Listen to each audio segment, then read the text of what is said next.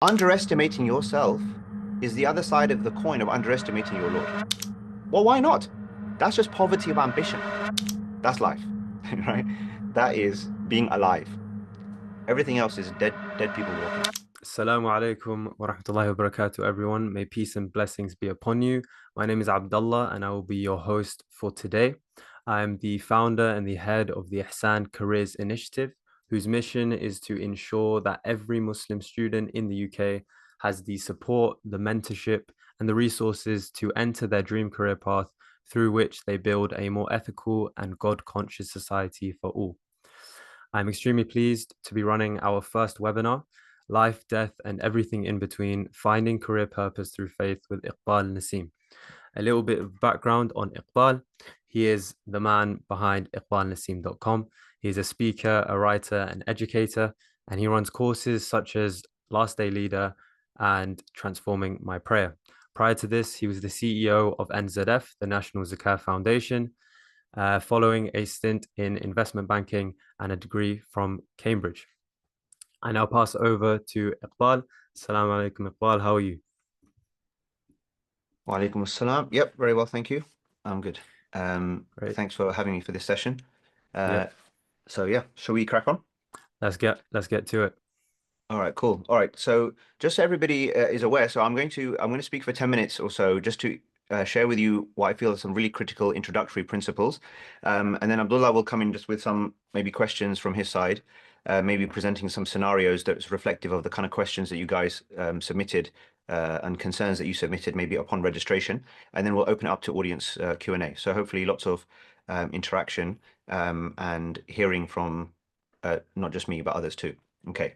Now, there are three key points. There's no slides, right? So you're just gonna have to listen, pay attention, make notes, right? But there are three key points that I want to uh, lay out, and three words, okay, that come to mind. So number one is potential. Okay, so this word potential. Okay, number two is deconstruction, right? And then number three is reconstruction. All right. So these are the three key points I want to make. So number one, potential. What is the point I want to make here? Now, the main point I want to make here is that you as an individual have potential beyond your wildest dreams. Okay? You have potential beyond your wildest dreams. That's mainly because most of you don't dream that wildly, right? Your dreams just aren't wild enough. So we suppress our expectation of what we can achieve. And so actually, like the fact that you have potential beyond that is not saying much. But even if you were to dream wildly, your potential exceeds that, whatever that is, whatever you can come up with. There's something very profound in this, which I want you to, a point which I think is very powerful. Underestimating yourself is the other side of the coin of underestimating your Lord. Have you ever thought about it like that? To underestimate yourself is to say, I can't do something, but it's also to say, God can't do that thing through me. So this is one helpful way to get yourself out of scenarios where you downplay your own possibility. Because if in Allah ala kulli shay'in qadir, that He is capable or powerful over every single thing, that includes what you yourself are able to do, right? So this is really important. You have potential beyond your wildest dreams. You are able to achieve and accomplish things that can shift nations, cultures, society. You can, to put it metaphorically, move mountains. You have to believe that as you go through life, and you will already have experienced it to a degree. A lot of what we end up doing or not doing comes down to the issue of confidence. Confidence is 90% of the battle. And again, confidence for us means trusting God, truly believing in our Lord, true belief. And in the Quran, from the Quran, belief is not just a box and disbelief a box. It's a scale, right? It's a scale. Disbelief to belief is a scale. And there is like low level belief, high level belief, low level disbelief and extreme disbelief, okay, and everything in between. And true belief means that we have a level of conviction in our Lord and striving for our Lord, knowing our limits, but knowing that He can facilitate anything and everything. So it's not belief in our potential despite God, it's belief in our potential because of our belief in Him. And these two things come together, right? So this is really, really important.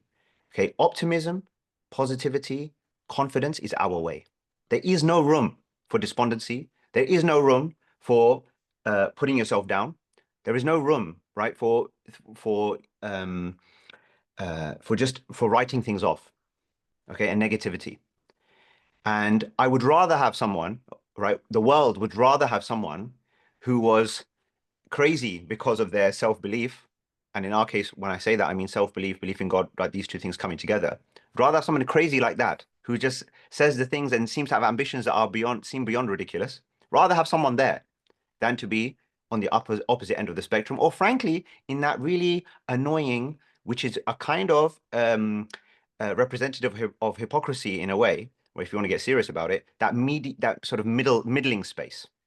Yeah, as Allah says, La ilaha ula wa la ilaha ula. Like they're neither here nor there.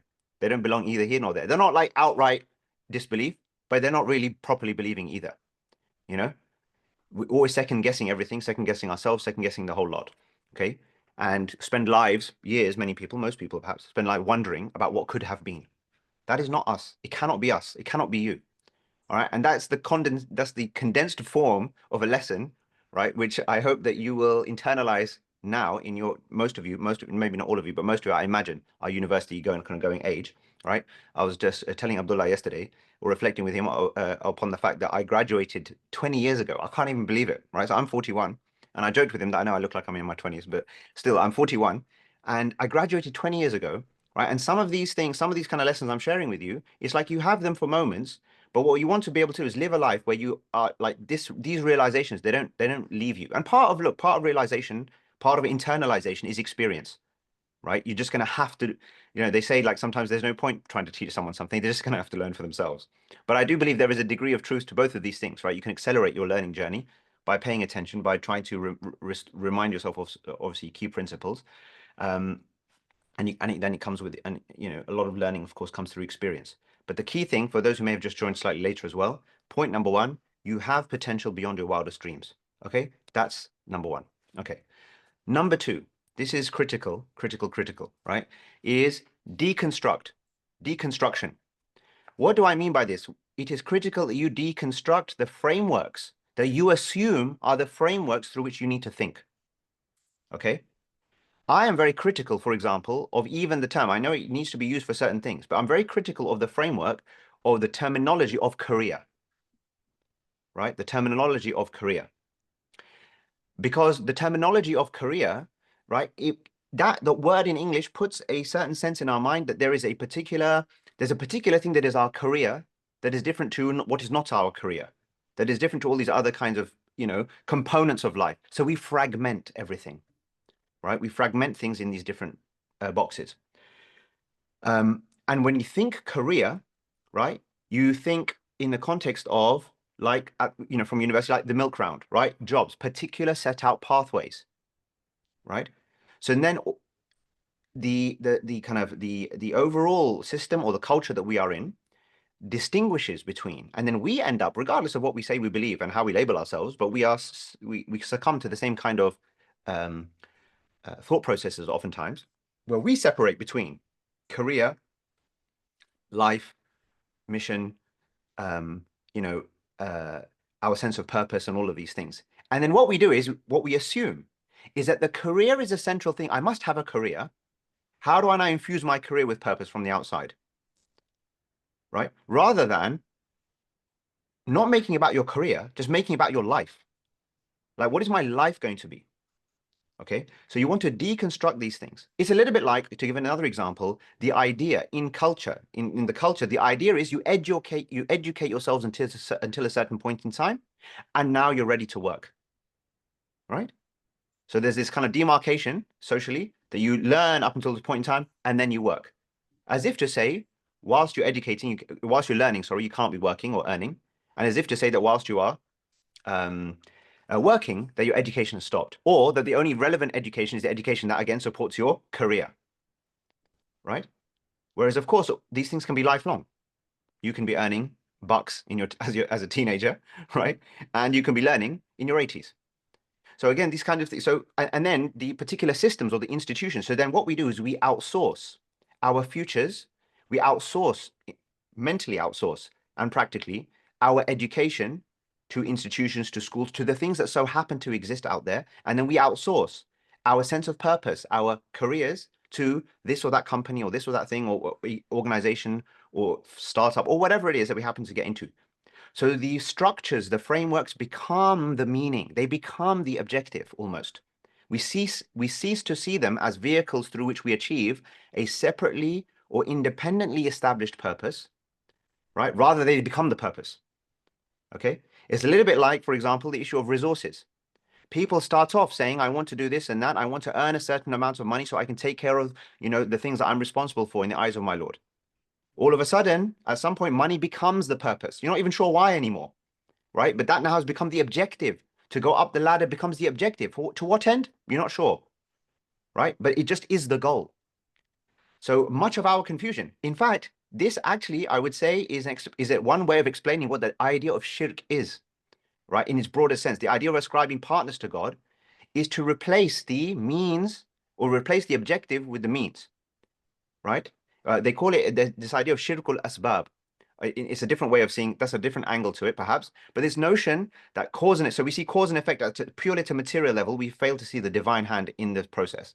And similarly, on another basis, that we make the aspects of this world the objective. This is why wealth and children and all these things are critiqued as not in their own right, but in the way that they become the distractions, they become the objectives, right? At my age now, I'll speak to trust me, any of my friends, I'll say to them, oh man, what's been going? What's keeping you busy? Oh, I'm just job and kids. Job and kids. That's instantly most people's first answer, right? So, but these things are not the objective. That's not what you busy yourself with. That's like these are things that need taken care of. They're very important. It's not to downplay the importance of any of these things at all. Family, wealth, these are all critical components of things, but it's all about what's objective, what's not. So deconstruct. Don't think through these fake prisms, right? Illusory prisms. I'm not saying that they shouldn't exist. I'm just saying um it's just how you see things, right? It's changed the way you see things, and then the things that you see start to change, basically, right? So it's all about perspective, perspective, perspective. So what is the perspective? What is the framework? Well, actually, the best way to framework things as a starting point is in the broadest possible sense. What do you know for sure, right? As far as from our worldview, what all you know for sure is that you're going to be in front of your Lord at some point in time in the future, and you're going to have to be accounting for what you did in this life.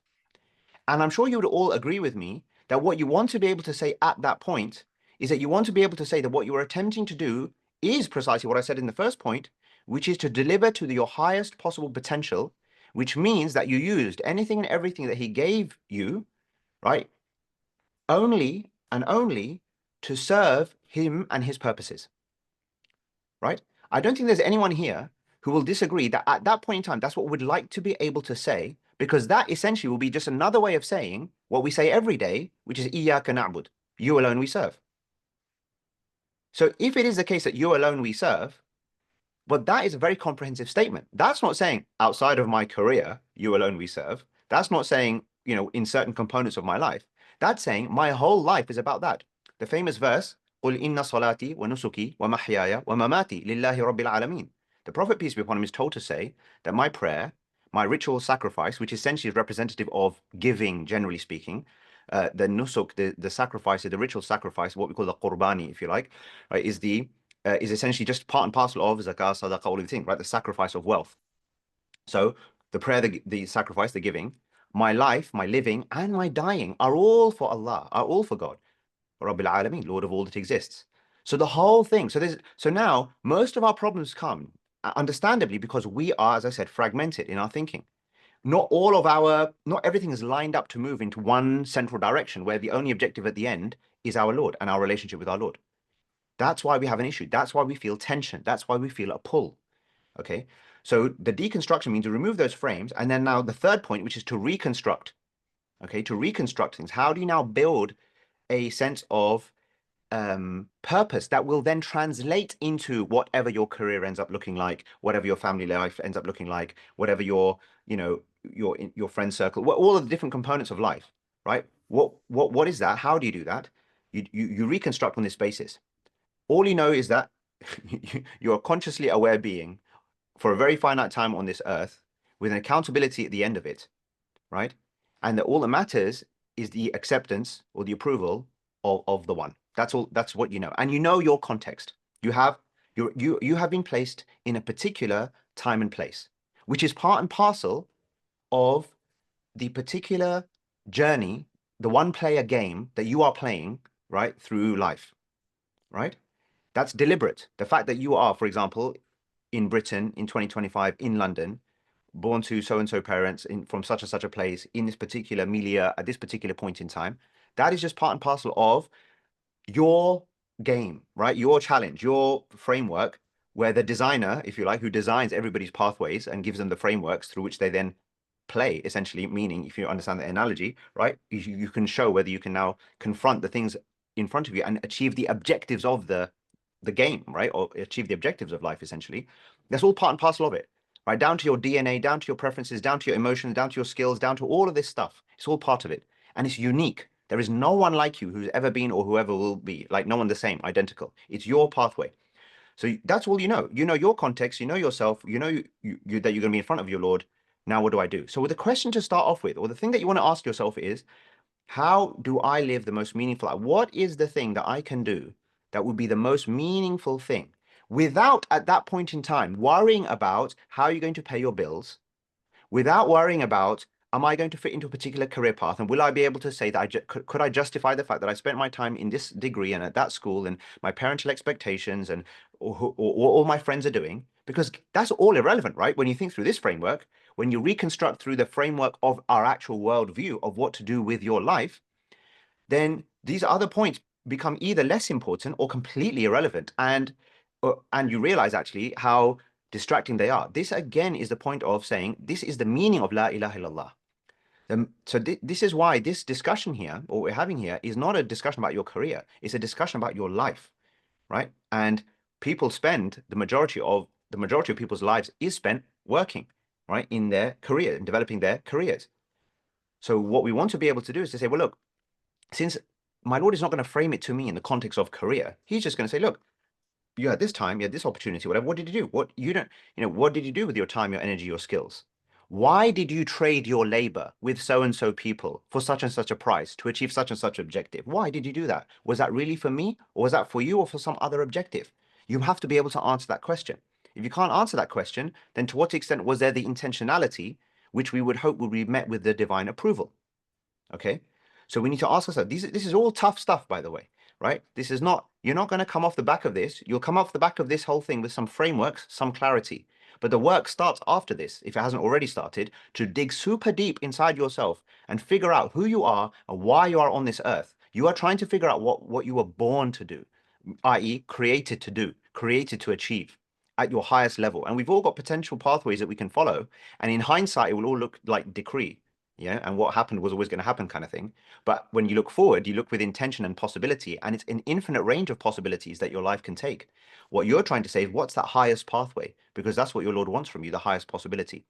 So you reconstruct from that frame. And we'll address more how to go about doing that in detail, because I'm conscious that I want to bring Abdullah and he can ask questions either off the back of this, to make it a bit more interactive. Okay. But then this is what I really want to invite you to say. So I'm just going to summarize. I know about, some more people joined since the beginning. 3 points I wanted to introduce with. Number one, that you have potential beyond your wildest dreams. And therefore, don't restrict your capabilities, what you think you're able to do in this life, what you can manage to achieve. Okay. But because of anything or anyone around you, don't restrict your understanding of what is possible. That's number one. Very important, always important. Number two, deconstruct the specific frameworks in which, on the language that is used to refer to how you should think about what to do with your life, so you can see things for what they are, and don't organize your life in such a way that fits into just established frameworks just because that happens to be the status quo at the time, right? When I was at university, then I would these thoughts would occur to me, in a more primitive way, right? Not so much in such a way that I would be able to articulate maybe today, right? But you feel it in your heart that something's not quite right. But I went with the flow of things. Like I just felt compelled that I had to go and basically, I had done economics management at Cambridge University. Basically, if you do economics at Cambridge, like option one, investment banking, like that is it's almost a disappointment, right? If you don't do that, okay, if you don't go down that pathway as a starting point, that was the aspiration. That was where the thing was. Now I had my head slightly screwed on, but maybe not fully. God knows whatever happened happened, and there's lots of wisdoms and learnings for me in terms of what took place. But the point being is that, like, it's just, again, it's about this. You just don't jump in. It's like the treadmill. Everyone's going that way, so let me go that way. That's not how we do things. That's not how a believer does things. It's which pathway points to my Lord. That's the straight path. I go there, even if literally the rest of humanity is going over there. Okay. So that's the deconstruction. Then the reconstruction is in terms of getting down to the specifics. It's how do I want to build my life and apply myself to problems and issues and adding value in the world. That's what this question is, by the way. How do I add the most value into the world? Okay, that Allah considers valuable, that I consider valuable, and that people consider valuable. And then what is the specific value add that I bring into this world, given my context, my skills, my preferences, etc., etc. Okay, which is part and parcel of how I've been made. Okay, that's it. That's what you're trying to identify. And that can iterate over time, of course, but at any one point in time, that's what you need to ask yourself. What is the most valuable thing that I can do and apply myself to that matters to my Lord, matters to people, matters to me? Because that is your greatest offering, your greatest sacrifice, your greatest labor of love that you can involve yourself in, whatever it happens to be. And you need to define that.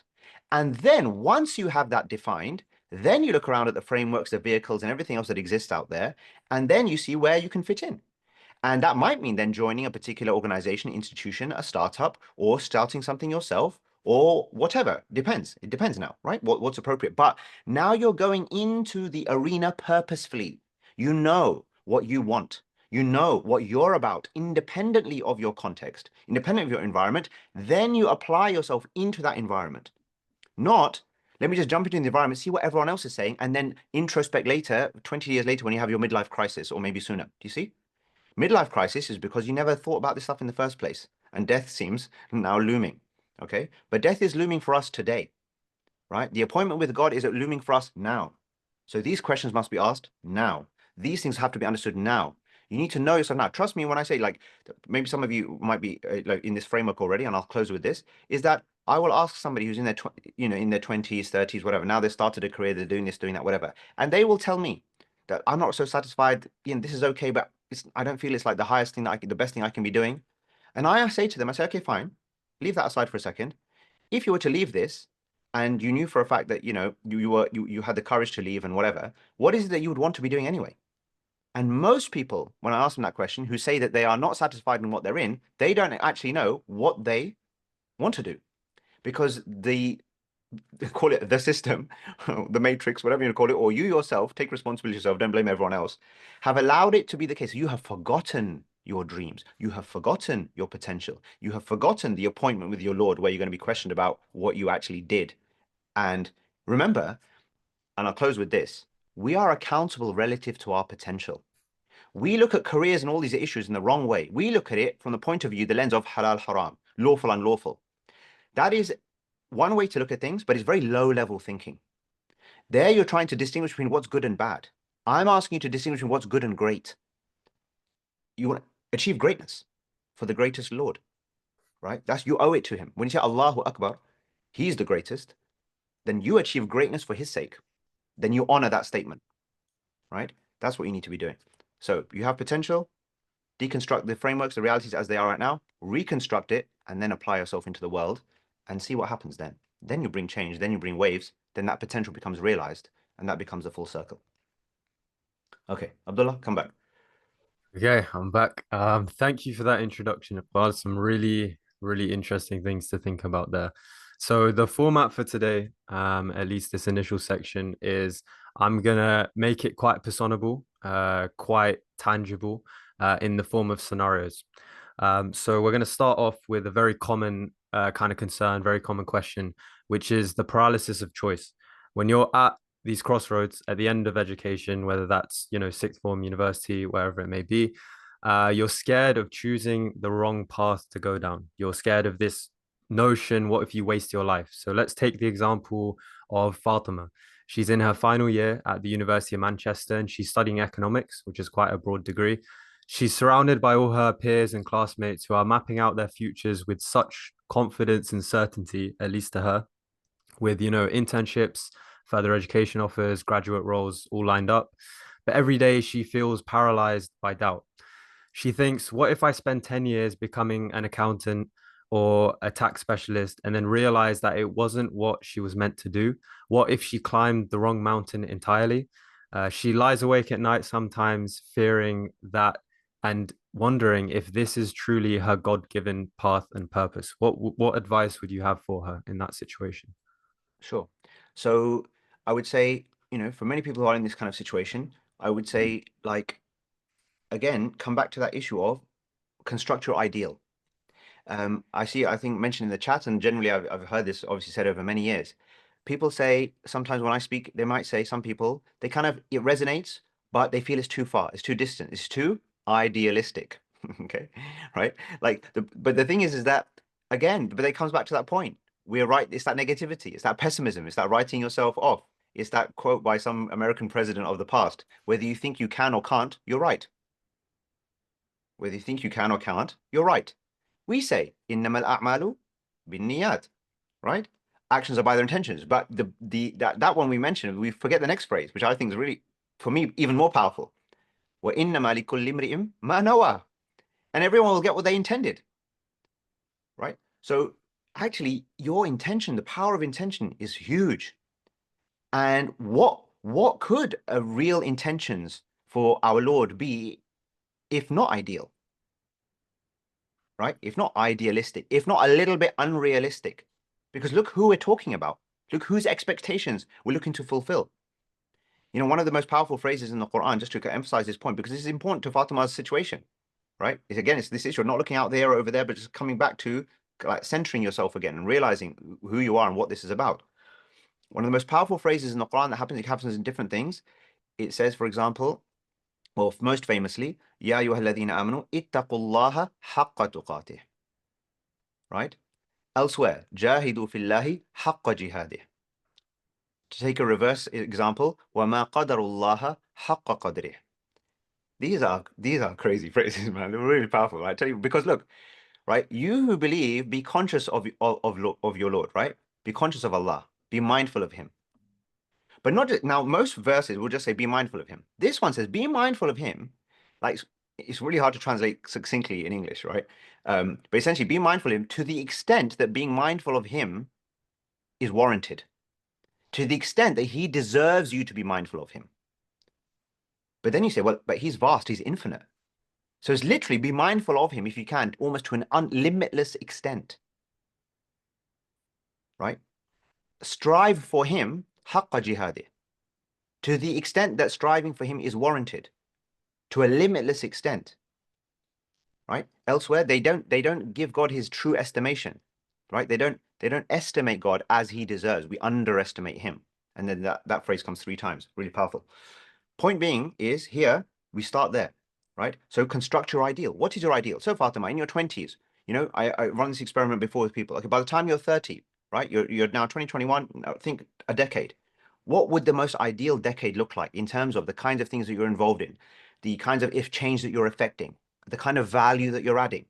Start noting, start just dreaming, dream, right? That lovely quote, I can't, I'm going to botch it if I try and say it, but it's to do with it's not the dreamers of the night that matter or are to be feared, but it's the dreamers of the day, right? The people who see it and they go realize and they go and visualize and go realize their dreams. Yeah. It's that stuff. It's being having that ambition, laying it out, and not in a fake way, by the way. Like, no, it's not just like what can I write down that's going to sound good?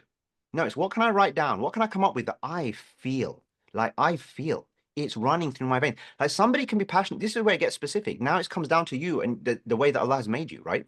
Because trust me, I'll be passionate about certain things, which it might resonate with you, but you're not going to be passionate about in the same way that you're going to go and do something about. Similarly, you'll be passionate about stuff that resonates with me, but I'm not going to do anything about it. But you're going to go and do something about it because that you literally care for it more than anything else. So that's the point. Yeah, that's what you. So she needs to know what that is, because you see, the problem is until you don't know what that is, you're constantly stuck in. It's either going to be your Lord's expectations that you're going to fulfill, or someone else's, and that's the problem. So either I'm going to look up and into the future and try to construct from there, or I'm going to look around and construct backwards from there. So which one is it going to be? So the problem is, and it's a well worded scenario that you give, because actually she's looking around here for the inspiration almost for the answers. So I would say look up, look beyond, and then look into there. So construct the ideal and then see like where it now fits in. Because how would you know now? Well, where should I get an internship? How would you know now? What kind of what kind of roles to apply for? Because are you just either you're going to fulfilling your vision or basically going to become a cog in someone else's machine to fulfill their vision. Now, that latter is not a problem if your visions align. That's what teams are. Teams are a group of people, true teams, proper teams, which you'll realize if you haven't already realized in many of these places is not often the case, right? But true teams are one where everyone's really aligned on the vision. That's where the unity comes from. Okay, that's where good culture, organizational culture, community culture comes from. Everyone's aligned on something. But if you don't know yourself, how do you know who you want to go and align with? So this is the starting point, and then we go from there practically. Practically, what does it look like? Okay, now I know that this is what I'd like to achieve. Be clear about that. This is what I'm about. When you're going for your interview, when you're going for your interview with that job, don't just sit there as some like, lack of confidence, like I need you kind of mentality, right? Go there and say, look, this is what I'm about. This is what I hope to achieve. Is this firm going to be a place where this opportunity, like for me to be able to develop these skills and to further and have this kind of effect? Because that's the effect that I want in life, you know? People respect that. That's what people want, frankly. And if they don't want it, then that's okay because they can self-select themselves out of a relationship with you because you know what you're about. So that's what I would kind of advise. Yeah, just a follow-up question on that. I think this is central to a lot of the kind of points that you say. It's this idea of idealism and visualization and kind of projecting what you want the future to look like. But inherently, that requires an element of optimism and especially relating it to the youth today. They're very connected to social media, to events going on around the world, and it's very easy to fall and slip into a kind of pessimistic way of thinking when all kinds of atrocities are shown to them regularly, all kind of political events that are out of their control, rising cost of living, housing crisis. It's tough in it of itself to get a job with the job market now. So what tangible steps would you say to a young person in order to combat this kind of doomer mindset and to get into that frame of thinking of kind of hope and idealism? Well, that's where we have to go back to our principles, right? Um, and we have to go back to revelation. We have to go back to prophetic example. We have to go back to our relationship with our Lord, right? إنما ذلكم الشيطان يخوف أولياءه, right? Like it is only the devil that makes you fear, right? His associates or his followers. فلا تخافوهم وخافوني إن كنتم مؤمنين. So don't fear them, but fear me if you're true believers, right? Um, there's other verses which might not necessarily instantaneously coming to mind, but speak of this idea. Okay, yeah. الشيطان يعيدكم الفقر ويأمركم بالفحشاء, right? The devil promises you poverty, loss, right? It's not just poverty material, but just loss, a sense of loss, right? And drives you towards immoral deeds. والله يعيدكم مغفرة منه وفضلا والله واسع عليم. But Allah promises you abundance of forgiveness from Him and bounty, right? Wallahu wasi'. He is abundant. How can the servants of the one who is vast and abundant be constrained and constricted? So Sure. this is the kind of stuff, by the way, like, this is Islam, right? This is submission. This is surrender. It's not in all this other random stuff we get caught up about oftentimes, like completely like prioritizing the things that need to be way down the priority list. It's your state of mind. Like if we are people whose state of mind is despondent, uh, that's kufr. That's a form of kufr. إنه لا ييأس من روح الله إلا القوم الكافرون. Right? That's from Surah Yusuf, I think. Right? That none despair, right, of God's kind of, I don't even know how to translate, like roh, right? It's a kind of some combination of like mercy and abundance and just goodness almost, right? Except those who are in denial. And remember what I said earlier, right? Kafir is not a label. Kafir is a state. Yeah, you can be capital M Muslim and kafir, lowercase k. Yeah, you can be in denial. You can be in denial. You can have given up on your Lord, right? Even though you retain the title and you have the beard and your name is whatever. Yeah, you can be called Muhammad. It was not going to save you, right? So the point being is that like it's that like this is not our way. And trust me, I want to say something here, right? Because I have experienced this. I've experienced despondency. I've experienced pessimism. I've experienced all of these things, sometimes for lengthened periods of time. Okay, you just caught me at a good time, to be honest. Okay, because this Ramadan was good for me, so I'm in a good phase at the moment. But you will have ups and downs. You will even prophets. I mean, look at even prophets had ups and downs in this regard. That's not a controversial thing to say. That's there in the Quran. You can see it clearly, right? Yunus gave up on his people. Became disappointed. He went off angrily. He went off angrily from his people. Where did he end up though? And in a situation that that reminded him. Well, what did he say? La ilaha illa ant subhanak inni kuntu min adh-dhalimin. That is just, that you want to liberate yourself from the depths of the whale, the belly of the whale, in the darknesses of the sea, which is like an analogy or a metaphor for us, okay, in terms of our situation, how we can find ourselves when we've given up on what? The mission. You give up on the mission, God's mission, then he will take you into that belly of the whale in the darkness of the sea until you realize, La ilaha illa ant, there is no God except for you, i.e., I should only be orienting everything around you anyway. Subhanak, you're perfect. Inni kuntu min adh-dhalimin. I'm the one who's messed up here. Yeah? Frustration, despondency, and all of this is because we are externalizing the blame, either blaming our Lord consciously or subconsciously, or blaming someone else, right? Some other power, some other force, some other culture, whatever, and taking no responsibility ourselves. It's the lamest, weakest, most ridiculous strategy. It's not even a strategy. You can't even call it a strategy. It's just lame, right? So what we need to do is take responsibility. No, we're going to become the movers and shakers on behalf of our Lord. We are going to be inspired by these heroic examples of the prophets and go do something. Go do something. Cool. I think that's an effective framework to kind of think through that challenge. I think the next kind of scenario question is centered around something quite current. I don't know if you've seen the Microsoft employee who confronted the head of the AI department in quite a public confrontation. So the question kind of revolves around, if you're part of an organization and that organization has certain values which you feel go against your personal or religious values. So let's say Adam is a recent graduate from LSC. He just landed he landed a role at a consultancy. But as he researched the kind of role and the work he'd be doing, he became quite uneasy. He felt like it was quite exploitative. It was just supply chains that were exploiting workers, destroying the environment, prioritizing shareholders, engaging in interest and kind of social movements that go against his personal values. And on top of that, engagement with certain countries around the world, which he doesn't agree with their actions. He wonders, is it possible to be part of this system and enact change from within, or should he free himself from it and just take a step back? Yeah, it's a great. It's a great sort of scenario. Again, a very, very common scenario has been of late. It's very common, underneath like all of the kind of, questions that come, many questions that come through. And look, it's complex, right? I want to say this. You can take disengagement on the basis of values to an extreme, right? If you live in Britain, for example, we can say, well, either now or in the future, some of my taxes are going to be used for some things as a compromise of my values, right? Some taxation will be used for certain things which, like, don't align essentially. So what do I do? Do I participate, continue, and trying to change from within, or do I just basically leave? Right. Okay. And frankly, there's nowhere on earth that you're not going to be present, no, especially nowadays. Pretty much, there's nowhere on earth, right, where you're not going to be confronted with some kind of tension. This is again part and parcel of the game, right? Moral tension is part of the test. Okay. And we have to apply wisdom, balance in different situations, right? Most of the situations are not necessarily obvious.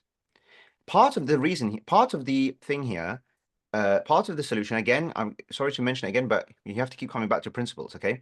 Is that why is Adam in this job in the first place? Did he go through the process that we spoke about earlier?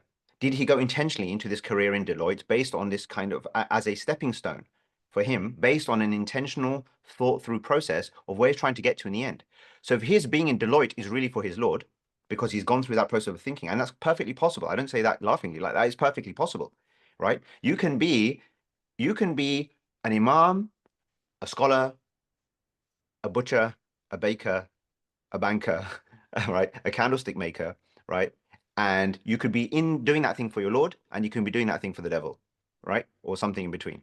So what you are doing is not in any way, shape, or form necessarily, right? For most things, not everything, but for most things, right, is not necessarily a representation of like why you're doing it.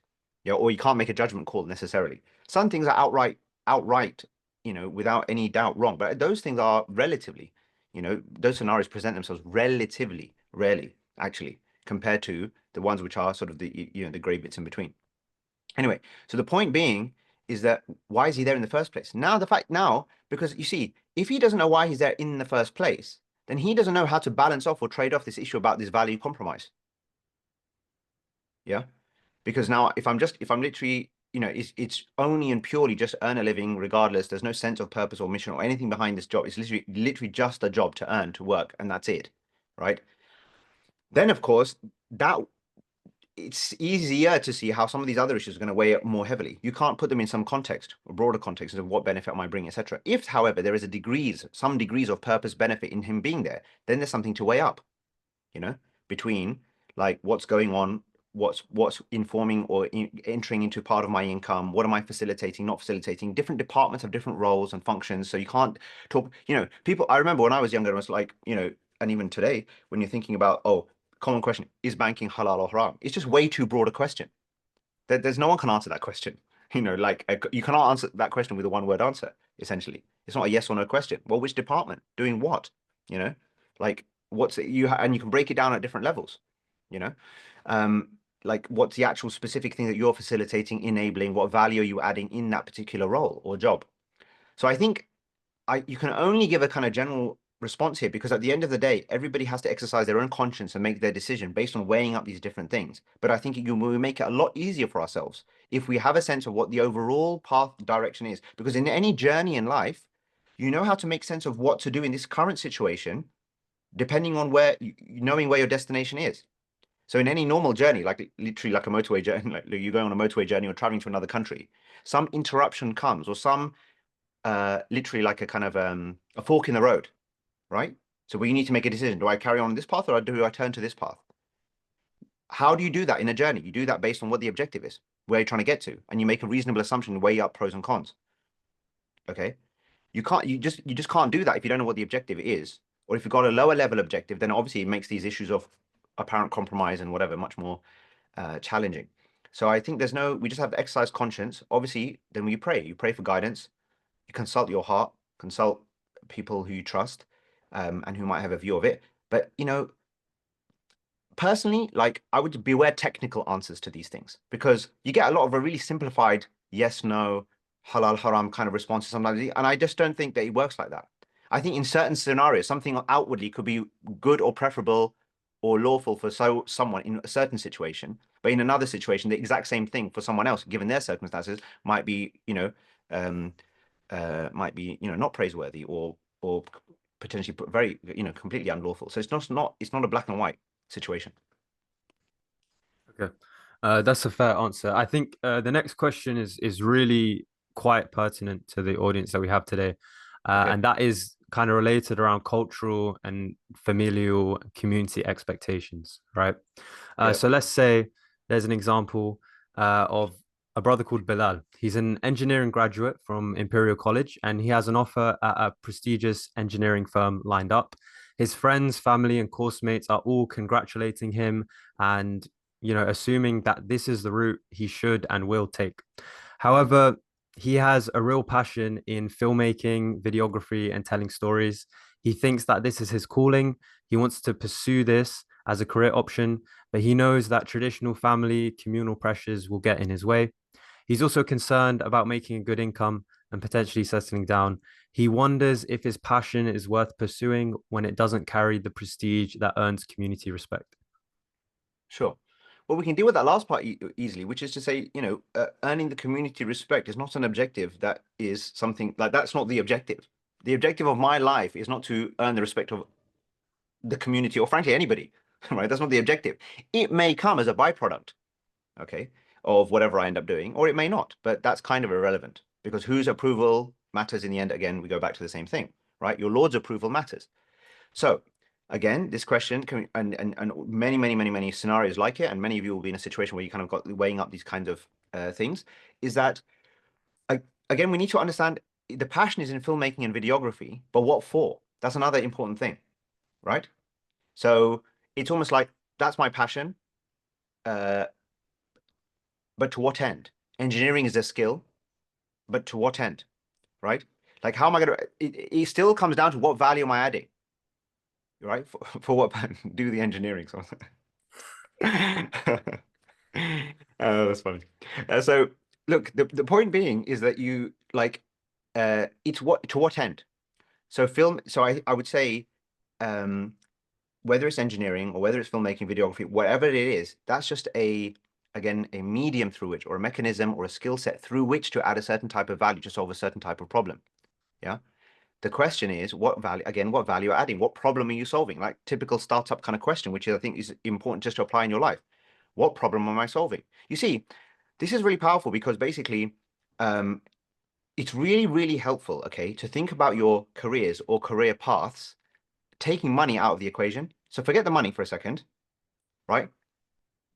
Now when I see the fact now, for example, somebody who is high up in XYZ, like the big four professional services firm in, say, the tax department or whatever, right, with a certain job title for a certain firm, whatever, like that has community respect or prestige or whatever. But it's like, what value adding? In the end, what are you actually doing? If you analyze it, what I'm just basically helping companies like get through tax loopholes to optimize their tax kind of situation.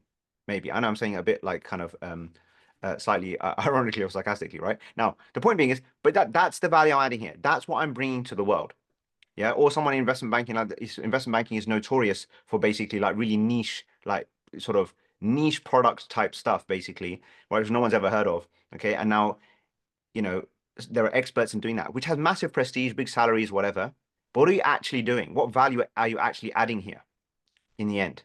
And then it's like, actually, well, not in some case, just making some rich investors richer by doing this particular game over here. There's no real economic value to it, essentially.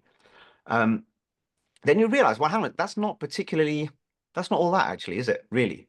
You know, forget anybody else. It's like just for yourself. Maybe, maybe not. By the way, maybe you love it. Maybe you think it's the most valuable thing in the world. Okay, fine. That's, I'm not judging those things. I'm just maybe giving my sort of a perspective there. But take my biases out of it for a second. Do you love it? Does your Lord love it? Do people love it? Right? The value, social, the value add, etc. So basically, that's what you want to ask yourself. Then you can make a decision about what problem am I trying to solve. So if Bilal he wants to do filmmaking, because you can do filmmaking and videography, he can do filmmaking and videography, right? I don't know, around women's fashion and catwalks if he wants. We don't know from this description, right? And that's probably maybe not the best pathway to go down, right? It might be temporarily for Bilal, but maybe not for long, all right? But the point being is that so what's it for? If he wants to shed light on certain social issues which really matter to him, because that's the problem that he wants to solve. That there are these like maybe, for example, Bilal says, you know what? Actually, everybody's talking about certain social and global issues, but there are certain issues which are really important that no one's talking about, and I want to shed light on those issues. That's what, for whatever reason, for some experience I've had in my life, or for whatever reason, I feel passionate about that. So he's going to go and uncover and discover and tell the stories of situations and people and maybe difficulties and suffering and bring things to light or kind of bring things up in the public consciousness that no one's really talking about, no one's really thinking about. It's very not much there. And he's passionate about that. This is his medium through which he wants to go and do it. And now he wants to start doing it. Okay. So yeah, forget the what I would say to people, but now if he feels okay, in the near term, I need to have some job, some way to get some income or whatever, right? Because practically those problems can't be solved in any other way, then he does that. But then this is essentially becomes his side hustle. In a way, it's his main hustle. His photography and all that's his main hustle in his mind, right? The engineering is almost a side hustle. That's just solving my kind of money problem right now. Okay, fine. I'm just, doing some, but the idea is to build this up and get and to transition out of that. So that it comes back to again to the same principles. What's it for? And then confidently keep applying yourself. Don't have the dream, oh, I really want to do this, but don't do it at all. Just because it's not either or. This is another classic mistake. Oh, so 2 years in, Bilal's now joined his engineering thing. Oh yeah, but man, my real passion was in filmmaking and videography. So okay, so have you done any filmmaking and videography in the last 2 years? Are you literally saying you had no time whatsoever to do the thing that you say you care about? Then you have to question whether Bilal really cares about it, actually. Did he really care about it? Or was it just talk? You know? So like do the thing that you're passionate about. Go do it. Like fill your spaces and time with that thing until that what feels like the side thing can become the main thing. And there is no side thing. Please take this from me, people, yeah? There is no side thing that cannot become your main thing. There is nothing that you want to do, especially that you want to do for your Lord, right? That cannot be made sustainable for you, for your project, for your work, whatever. Nothing. The gap between that happening and not happening is simply your fear. If you can jump your fear, it can happen. I mean, all sorts of people are making sustainable incomes on all sorts of nonsense, right? Nonsense. And this verse comes to mind as well. It relates to the previous thing, this thing, and all sorts. It's so powerful, right? That وَمِنَ النَّاسِ مَن يَتَّخِذُ مِن دُونِ اللَّهِ أَندَادًا يُحِبُّونَهُمْ كَحُبِّ اللَّهِ. That from amongst people are those who take partners other than Allah, they love them like they should love Allah, right? So what Allah is saying is here, people pursue with great passion and great intensity, other than God, right? With the love that they should have for the divine, they pursue their other interests, whatever it might be. وَالَّذِينَ آمَنُوا أَشَدُّ حُبًّا لِلَّهِ. Those who believe are stronger in their love for Allah. Now, that stronger in what sense, right? It could be stronger, they show more love for Allah than they show for anything else. But an even more mad powerful way of understanding this is their love for Allah is more than the love of the people who have love for other than Allah. And I can tell you right now, okay, just take Elon Musk, because everyone's always talking, he's like he's the example, right, of the day, right? But just whatever you think about, I mean, it is not about like the good and bad of Elon Musk, but the man loves what he's about. Okay, the man has passion on a scale which probably maybe all of us put together may never experience, unfortunately, right? But the man has a drive, he's a passion. We're going to Mars. That's it. We are going to this planet, which does not seem like we're going there. Now, is it for God? Not other than God. To this point, it's irrelevant. Let's say he's doing it for other than God. There's no divine purpose in there. So, but he loves this thing like he should love his Lord, but he loves this. Do we love our Lord and pursue the interests and the causes that require to be pursued for our Lord with even a fraction of that passion? Entire nations aren't pursuing that compared to how he's pursuing that, his own thing, right? For his ungodly pursuits, he's almost like Ibrahim, the one-man nation. Right? Inna Ibrahim kana ummah. Whereas look at how Ibrahim, right? Like a nation unto himself, right? An example, and it has that kind of double meaning, like a nation unto him, a community unto himself. It's like one man represents 1,000, almost. You see? So that's really important. If you're passionate about it, really, passion is, you will see it in results. And then the point is, if it is your passion, it will become the real thing anyway, because like, like there's always this discussion about do what you love or don't do what you love and whether that's the right thing to do or not. I mean, I am very clear on that. Yeah. Like do what you love as long as your Lord loves it too, and just go all out. And there's just no way it's not going to work out. Cool. I think relating it to your kind of path and your career, sorry for using that word, but you've kind of made two big transitions as far as I'm aware. The one from banking to NZF and then NZF to IqbalNasim.com. Which one do you think was more the passion switch, and how long was it in the works before, and what steps did you take to make that transition? Yeah. So the first transition was just escaping what I knew was not the ideal without knowing what the ideal was, right? So it was might saying like when I left banking back in 2011, right? Um, I didn't do it because I thought it was unlawful.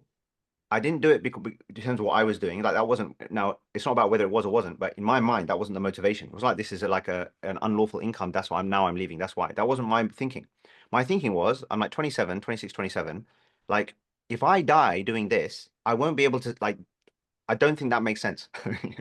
Like I don't want to die doing this because it's like not because the thing in and of itself is wrong, but because I haven't connected the dots. Like exactly what I said at the beginning.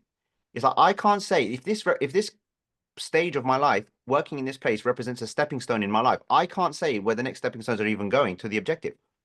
I couldn't make the connection. All right.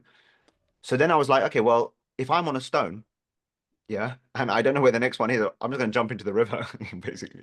So I'm just going to jump off because it's not this stone, but there's another one somewhere, but I'm going to go find it. But I'm not going to find it because I can't see it, so it's foggy, right? So the perspective's not clear. So I just jump off and see what happens. And yeah, flail around a bit, like, use my treading water skills from school swimming, right? And basically then find the next stone and then hang on. And now you get back up and now you might see it different.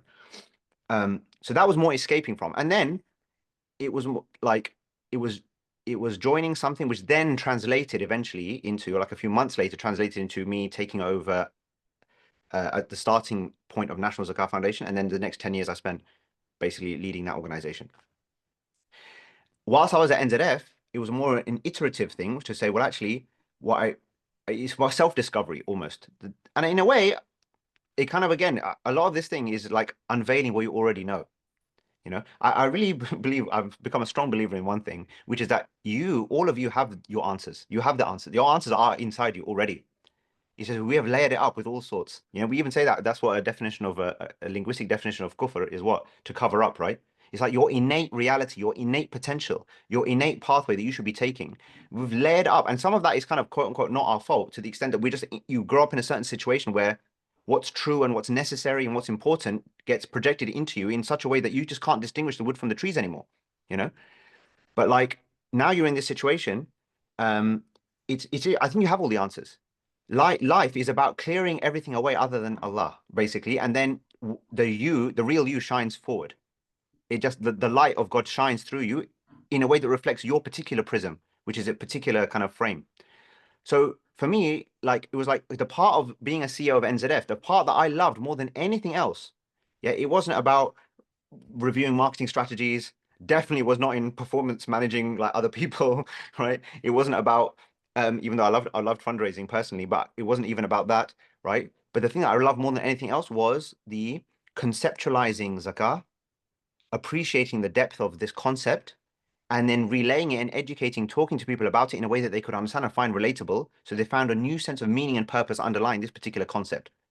So it was more like I felt I'm like an ideas guy more than I am necessarily like personally want to be in the operations of this and that, whatever, without disrespecting any of that. It's just right? And then I thought about it. Actually, from a young age, since the age of 10, actually, I was doing teaching. My mum thought, when I was 10 years old, my mum said, right, we're going to invite boys from the local area, right? And then you're going to come to our house, and every Friday you're going to go and deliver, like, deliver some sort of learning for them at 10. I mean, at 10, what did I know? I could even barely spell, right? Like anything that I was talking about. But, right, that's it. So I've always been doing that. So throughout my teenage years at school, and then at university, and then in the workplace, unfortunately, right, I can talk for England, as you can all see, and that's just what it is. So it's more talking and communicating, but about concepts and ideas that matter. And it's been a reflection of my life of trying to make sense of things, right? A big thing happened for me at NZF when I was like in the middle of it, about 2015, 16 especially. I was like, well, how do I know, or have I even understood this concept of zakat anyway? I'm running something called the National Zakat Foundation on the assumption that I even know what this thing is, right? But what I kind of knew about it or felt about it was maybe just a little bit more than most people by that point. But it wasn't necessarily like, have I gone deep on this really? How do I know that what I'm doing with this institution of zakat, divinely instituted, is what God wants in the first place? And that was like a big, oh my God moment. And then it was like, okay, then I went through about 18 months, very intensive on a search just on that question, where it opened out a whole world for me, basically, of what I felt and I still feel was understanding and perspective that has been helpful for me in my life. So then I thought, okay, that's what I want to do. So then that was more transitioning into something, what you call IqbalNasim.com. It's simply actually just saying, like, I don't want to report to anyone. I don't want to manage anyone. I just want to teach. I just want to learn and teach, learn and teach. And what's the simplest, easiest setup for me? Right? Now that's fine. But that's my solution or my thing for myself, where when I'm in the zone of doing that properly, then I feel like I'm in the zone, like I could do it until I die. And I don't feel like I need to iterate from it except just to do it better and more properly. Do you see? Now that's pursuing an ideal.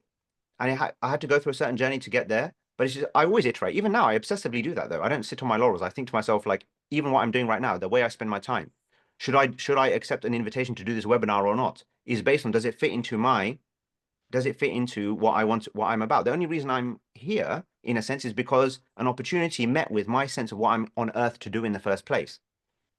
There's so many things that I don't do because I don't think that they fit. Do you see? So then that's where the power of knowing yourself and knowing what you're about comes from. But those are the iterations in answer to your question. Perfect. I think we have one more kind of scenario, but I want to keep it kind of brief. Uh, Sure. your flagship course is called Last Day Leader. You talk about this concept of leadership a lot. Um, what if someone has leadership ambitions, but they're scared of losing themselves in kind of ego and corporate culture and politics? Let's say Khalid is a solicitor at a Magic Circle law firm. He's dreamed of making partner and leading teams, making impact. His mentors are pushing him towards fast track leadership schemes because they see potential in him. But he sees what happens to the people around him when they go to the top, the ego driven decisions, the politics, and promoting agendas and aligning with agendas that he knows goes against their principles for the sake of power. He's afraid of losing himself. So, what advice would you have for him? Again, unfortunately, I don't want to sound like a stuck record here, but basically, why is he in this thing in the first place? What's the purpose of this career, this role? Where does it fit in? Is it just a means of earning? Is it a means of adding value in the world? That, is it means of impress? I like to put it like this: are you trying to impress your Lord? I want to impress my Lord. You know what I mean? I want him to be impressed with me. You know, the wow, my like, my like it's not wow in that sense, or nothing's beyond God in that sense, but there's that sense of like your Lord is just impressed with your effort. And certain verses and certain characteristics that I did mention about Allah, like that how Allah is kind of holds certain people close and precious to him because of how they strive for him. Yeah. That's what you want to be. Like, there's no one here who doesn't want to be there. So what are you going to do to impress? Like, what is he impressed by though? He's impressed by sacrifice, right? He's impressed by effort. He's impressed by consistency. He's impressed by heart and soul into your work and what you do, right? Um, so the point being is, if someone's in a career path or whatever, a job, that's not where the drivers are, then again, it becomes difficult now to assess these things because unfortunately, let's just call a spade a spade. If the real reasons for somebody doing something in their life are actually just purely material or selfish, well, then let's just say that that's what it is. It's not like, oh, I'm worried my ego's getting into this. Well, maybe that's just what it is. But if you're in there because it's part and parcel of, this fits into a certain kind of a mission, a perspective. It's funny. So I'll give an example. Someone, um, and I know it's strange in one way to mention a particular person, but I think since it's a prominent person and a person around whom has always been a lot of debate and discussion, without saying anything about without kind of saying anything particular about it, but it's a really interesting one, right? So somebody was asking me about, oh, people, I don't know why people frame things in this way, but they kind of say, okay, so, oh, what do you think about Sadiq Khan, yeah, Mayor of London? So what do you think about that? So whose side is he on now? Yeah, right. Because he does this, but then he does that, and it's all a bit confusing. I don't know what's going on, and blah blah blah, right? And first of all, I don't know why we feel we need to judge or make a decision on this or that person. Okay, but it's really interesting as just an example. And at the end of the day, it's the same answer to the question or the scenario you've painted, right? None of us can necessarily know or judge for sure this, that, or the other about that whole thing, right? Only he knows and his Lord knows, and he will be accepted or not accepted just like any of us based on what's he there for, right? Is it possible theoretically that he's only there for the power and only there for himself and only there because so it can be said of him A, B, C, D, E, F, G? It's possible. And at times that temptation might be there. At times that thought would have come for sure. For sure, it's impossible it wouldn't have come, right? Okay, but was that the motivation? No one knows. God knows he knows, right? Similarly, no, was the thinking that no, like the objective was for the future of Islam in the country and um and that it was important to engage and that yes, sacrifices would need to be made but there's a bigger thing. And he's in his own kind of and maybe with people that he trusted and consulted. And he cried in front of his Lord at night for the fact that he had to do A, B, C, but that also allowed him to do X, Y, Z, right? For example. That could be the situation. Now what? You see? So a lot all comes down to like why am I doing what I'm doing? It always come back to why am I doing what I'm doing? Then and only then can you make sense of should I be partner, should I not be partner, right? Should I leave this thing? Should I stay in this thing? How can you decide? Again, my friends, how can you decide which next step to take on your journey if you do not know where you are going? And when I say if you don't know where you're going, the bit that we do know at the end of it is dead and buried and resurrected and standing, right? That bit we know. The bit that we don't know, but we have the freedom to decide is the trajectory that we're on, such that when we die, what pathway were we on? And none of us will, if we, they always say that have the vision that outlasts you, essentially, right? It's almost not about what you achieved materially. It's about what you intended, even to at the point of you passing from this life, because that intention propels you right into the situation where you become, let's say, paradise worthy, right? And there is that famous phrase in the Quran. I mean, so powerful, and it's reminiscent of a number of other phrases. That inna Allah ishtara min al-mu'minina anfusahum wa amwalahum bi anna lahumul jannah. Now, I always come back to that. What's the price of paradise? In our mind, psychologically, we think the price of paradise is just like, ritually completing certain actions and staying away from certain things, and then we're okay. Maybe for some people, that will be the case. But I'm not sure that's going to be the case for people who have potential because you are accountable relative to your potential. Okay.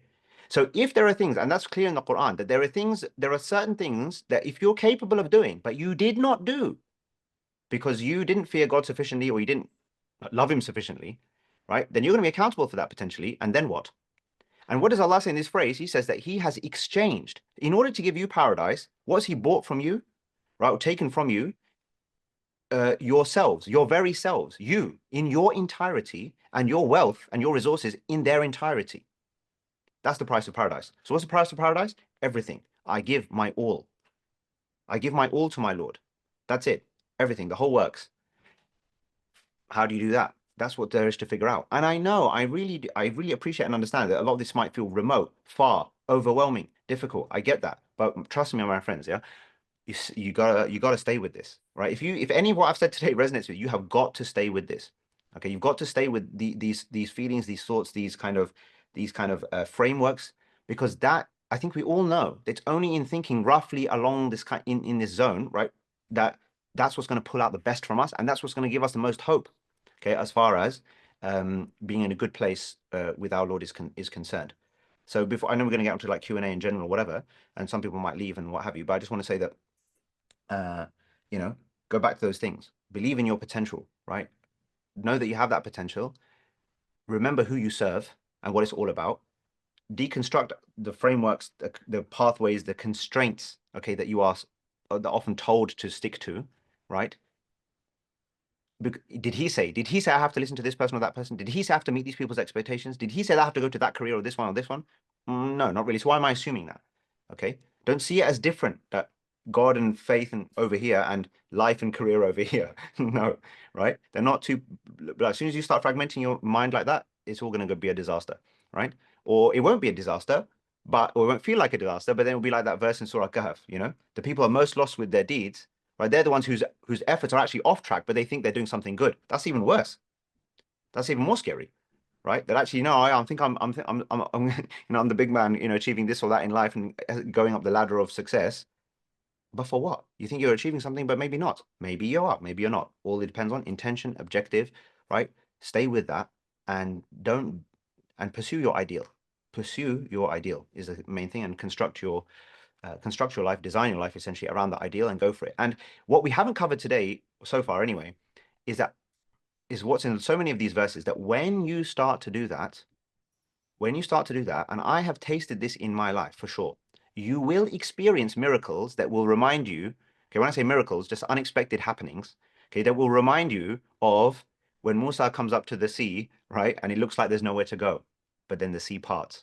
When Ibrahim is about to be burned, but then he doesn't get burned, right? Right? When any of these things, right, any of these things take place, these are all again examples for us to take from because in our lives, doors will open which you didn't think even existed, let alone you thought were locked.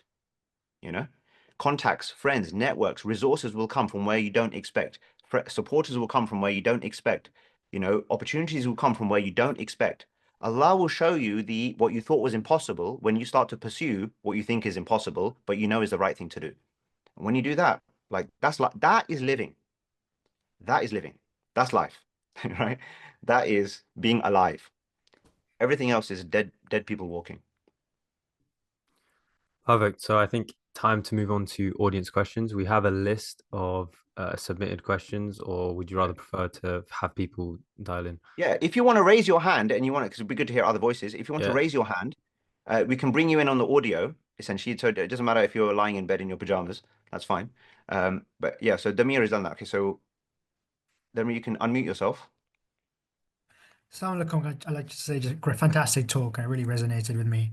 Um, I would like to just ask this question. What do you believe are the specific issues or obstacles within the Muslim community that cause us to be overly cautious and that limit our creativity and vision for, as you say, to dream wildly and to consider all the possibilities out there, specifically within our community, which I feel it's lacking? Sure. I think the part of it is Abdullah, you come back if you can, unless you can't. Um, I think I think part of it, yeah. Thank you. Uh, need to talk to someone, otherwise it's difficult, right? No, so I think it's a good question. Part of it is part of it is where certain cultural norms like sort of inform our thinking, and then then get confused as faith related or religious things. So for example, the classic kind of thing that's mentioned, oh, if you're got South Asian parents, what do they want you to do? Doctor, lawyer, engineer. That's success. Anything else is failure. Right? Like now that's might in the context of Britain, for example, that might be something particular to quote unquote the Muslim community, but just because it so happens that so Indians, Pakistanis, Bangladeshis, whatever, are a big part of that. Now that's not obviously everybody, but so that's it's like not a Muslim thing, but it is a Muslim thing, but only because of a cultural thing. Okay. So that's like that.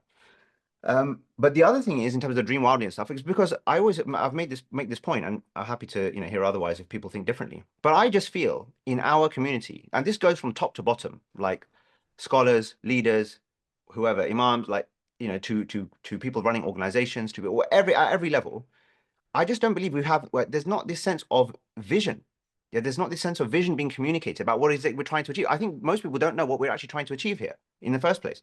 What is the effect? Like, we actually don't put up front and center that our collective objective is to represent prophetic legacy, right? And to bring to society the fairness, the justice, the faith, the compassion, whatever it is, right? Like across society, the solutions, okay, that represent this ideal, that show the value proposition of submission to God, Islam, on earth.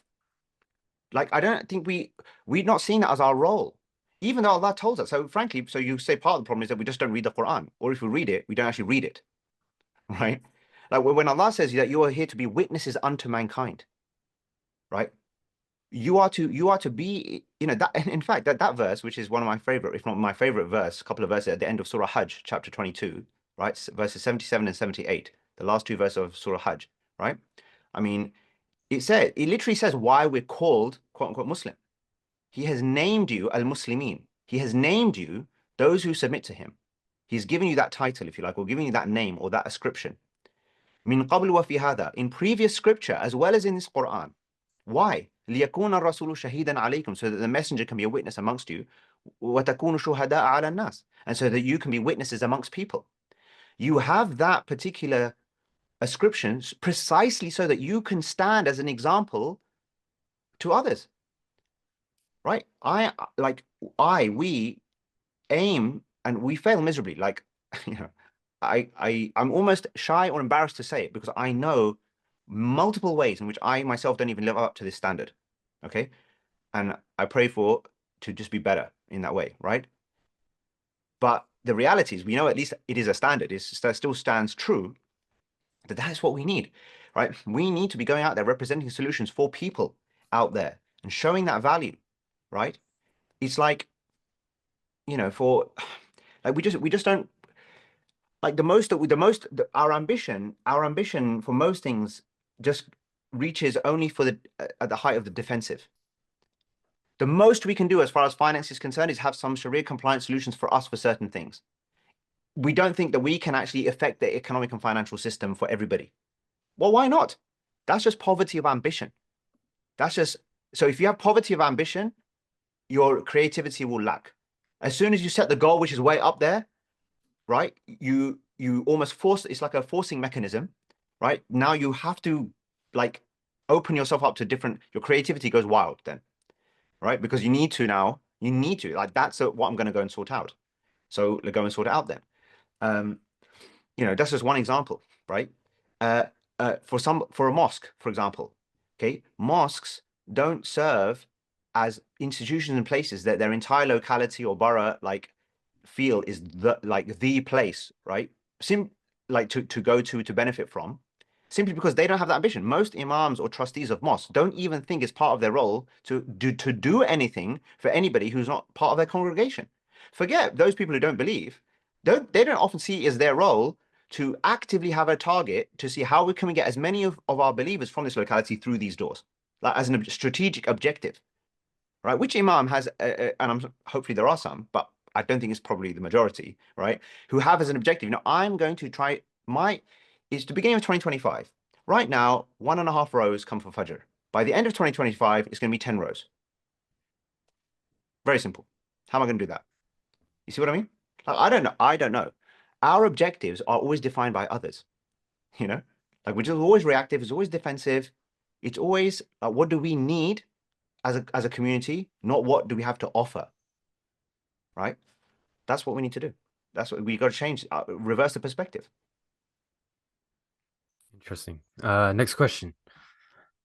Yeah, you can raise your hand, or you can go for any. We can go for some of the written questions. Sure, if no one's gonna raise their hand. Okay.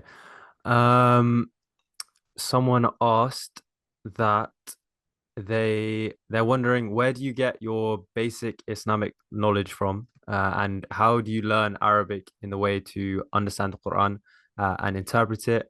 I think this relates to some of your courses, and he's asking for a recommendation. Barakallahu feek. Okay.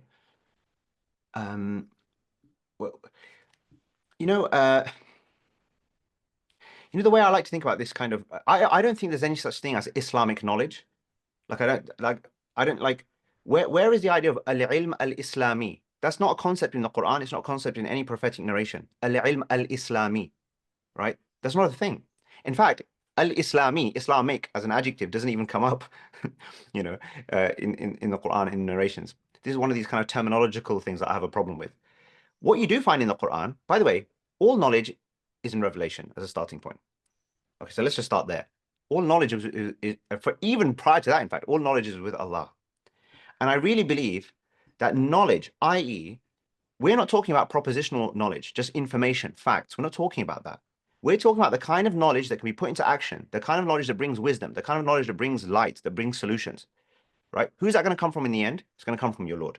So number one is your first and foremost source of knowledge is your Lord. And it's very, you might sound trite to say that, but the reality is we look here, there, and everywhere before we look to him on most things, frankly, and especially with this thing too.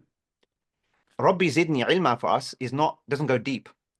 My Lord increase me knowledge. You realize he can literally teach you everything and anything that you need to know. Wattaqullah wa yu'allimukum Allah. Be mindful of God truly. He will teach you.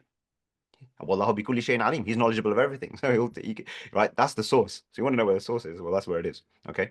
So that's the starting point. Then, of course, in Revelation, Allah talks about ayat. What indicates him? Right? An ayah is a sign or a symbol. A sign or a symbol tells you something about divine nature, divine expectation, any of these types of things.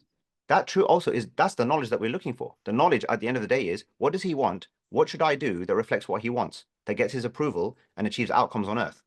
That's the knowledge we want. So go to the 3 sets of ayat that he himself said. These are the sources of knowledge then. What are those ayat? Number one, it's your intuitions, your God-given intuitions. When you are mindful of your Lord, your intuitions align with that mindfulness. Intuitive knowledge, okay, is critical. The notion of consulting your heart is a very important. It's been sidelined by many people, right? Like, no, that's not important. No, you need to be looking at this text and follow this person and that thing. These things have their place, but we have, again, this is a part of the problem where we kind of almost outsource the relationship with our Lord to everybody else. You're starting, I'm talking about foundational things first, right? So your intuitions, which are aligned, where is, when you think of your Lord and you think of your accountability, yeah, billahi wal yawmil akhir, right, of God on the last day, where are your intuitions starting to settle? Now, that's a starting point. Then you look to the ayat around you. Could be in creation. That gives you a sense of who your Lord is. Could be in society, in history. These are all ayat, by the way. They indicate, right? They indicate something about your Lord. And then the ayat in Revelation, of course, right? Which then also indicate. So you're triangulating between these things. And as you do so, each one of them will inform the other. So it becomes like this 3-part synergistic thing, which comes together. And then it's like, I don't know, these kind of movies are coming to mind where, you have these like things, searches where you got to get the 3 stones. And when they're all in the place, right, then, boom, then something happens. Okay. It's like that because you see, your reading of Revelation will be way more profound when you are actually, what's going on in society. You know what's going on in creation. So at a really simple level, okay, huwa alladhi khalaqa ash-shams. He's the one who created the sun. If I read that and all I know about the sun is what I see, that's one level. But if I study the sun, It's going to blow your mind. Next time you say, read, he's the one who created the sun. You know what you know at a different level what you're talking about, correct? Similarly, you're melding yourself with revelation is going to inform your intuition. Now you're going to have, because the question is, oh, rely on your intuitions, but how do you know it's not desire? How do you know it's this? Well, how do you know? Well, you know, if you're exposing yourself constantly to revelation, then that's going to mold the lens through which you see things. So you take a God's eye view of matters, right? Your heart, and your heart and your intent aligns with the divine, essentially. There's a super powerful narration that gives this idea. This, I become the eyes with which he sees. What is that? What is that? Oh my God. Like that's just like that's crazy, right? That's a crazy thing. I become the eyes with which he sees. And et cetera, carries on. So the way you see and he sees it becomes the same eventually at certain points in time. There's like this synchronicity that becomes so powerful. Isn't that knowledge? Now look how different this is from a standard conceptions of Islamic knowledge, right? Go and study this text over there I'm not saying these don't have their place. I'm not dismissing these things at all. I'm not saying everyone just go out and figure it out for yourselves, right? But I can guarantee you that if you're interacting in circles of knowledge or learnings and stuff there is no or very little reference to revelation, which is surprisingly common, by the way. It is surprisingly common how much knowledge, Islamic studies takes place and is communicated for, frankly, people who are absolute beginners, where revelation is not the starting point, the middle point, and the end point. Like, it's almost like a little bit here, a little bit there. No, it's this ذَلِكَ هُدَى اللَّهِ, like that's God's guidance. Like, let's start there, people. Become Quranically literate. Okay, become Quranically literate. And then Arabic wise, yeah, I mean, in my case, I was fortunate to have, well, I was fortunate initially to have been forced to learn Arabic, even though I wasn't overly keen on it from the age of like 10, 11 onwards. And then I kind of obviously took over when I understood its benefits more, took over, like just constantly tried to pursue that in ways. So unfortunately, I don't have like great advice around how to do Quranic Arabic based on my own experience, because my own journey was quite unique or particular in that regard. Like literally, my mum got the imam of the local mosque to do something that at that time was barely conceived of, which is you're going to come and privately tutor my children in my house, yeah, one to one, and literally, learn the Arabic and go through the Quran. Like I think I ended up over years translating like 10, 15 juz of the Quran and doing word by word analysis of every word in the in those things, basically. Oh, this is a noun, this would be the plural, this is the root word, this is whatever, right? So I was fortunate to have gone through that kind of process, which obviously in many people is not the case. Now, nowadays, what's the best thing nowadays? I know there's various things out there. Other people might be best placed to say like I do think it's an area, by the way, where there don't seem to be great solutions, I think, yet. Brilliant solutions for this. Anyway, that's what I would say. So I don't know if that's the last thing I'll just say, by the way, is that I think it's open yourself up to the world, like I personally, this is my view, yeah. There's a phrase in the Quran, really, really unique, interesting phrase. الذين يستمعون القول فيتبعون أحسنه. Right? Describes believers, says the people who listen to speech and then follow the best of it. And what is the speech here? Most of us would say initially that refers to the Quran, but it's actually not necessarily the case, right? There's nothing restrictive there. Al-qawl is literally words, talk. And then they follow the best of it. We sometimes are very reluctant just to basically listen to what's out there. Like I personally take from, I will, who do you take from? Who do you take from? This is the classic question. Personally, I'll listen to anyone and everything. Anyone, anything, everything. Because why? Because I know the foundation. I know the filters I'm putting things through, right? Which you said, revelation, your intuitions, whatever, observation, right? So there is stuff to learn from anyone and everyone, honestly. And I have found a very powerful part of my own journey just to expose myself to all sorts of different ideas, principles, what have you. It can be daunting and difficult at times. But if your faith can't stand up to everything that's out there, what kind of faith is it? If your faith only survives because you've cocooned yourself and you are not going to listen to that person or the other person, like, okay, I understand for some people they might need to do that, but we're in a world now where there is exposure whether you like it or not. So, we need to go and deal with stuff, and we need to ask ourselves tough questions and challenge ourselves, and that's just part of the journey, I think. So just aware right now that we've come to the end of our scheduled time, which is 4:30. However, Iqbal, you mentioned that you're available till 5. So if anyone wants to drop off now, We hope that you enjoyed the webinar, but we'll be continuing for a little bit longer. Does anyone have a question that they want to dial in for, or should I continue with the written Q&A? Okay, there's someone here.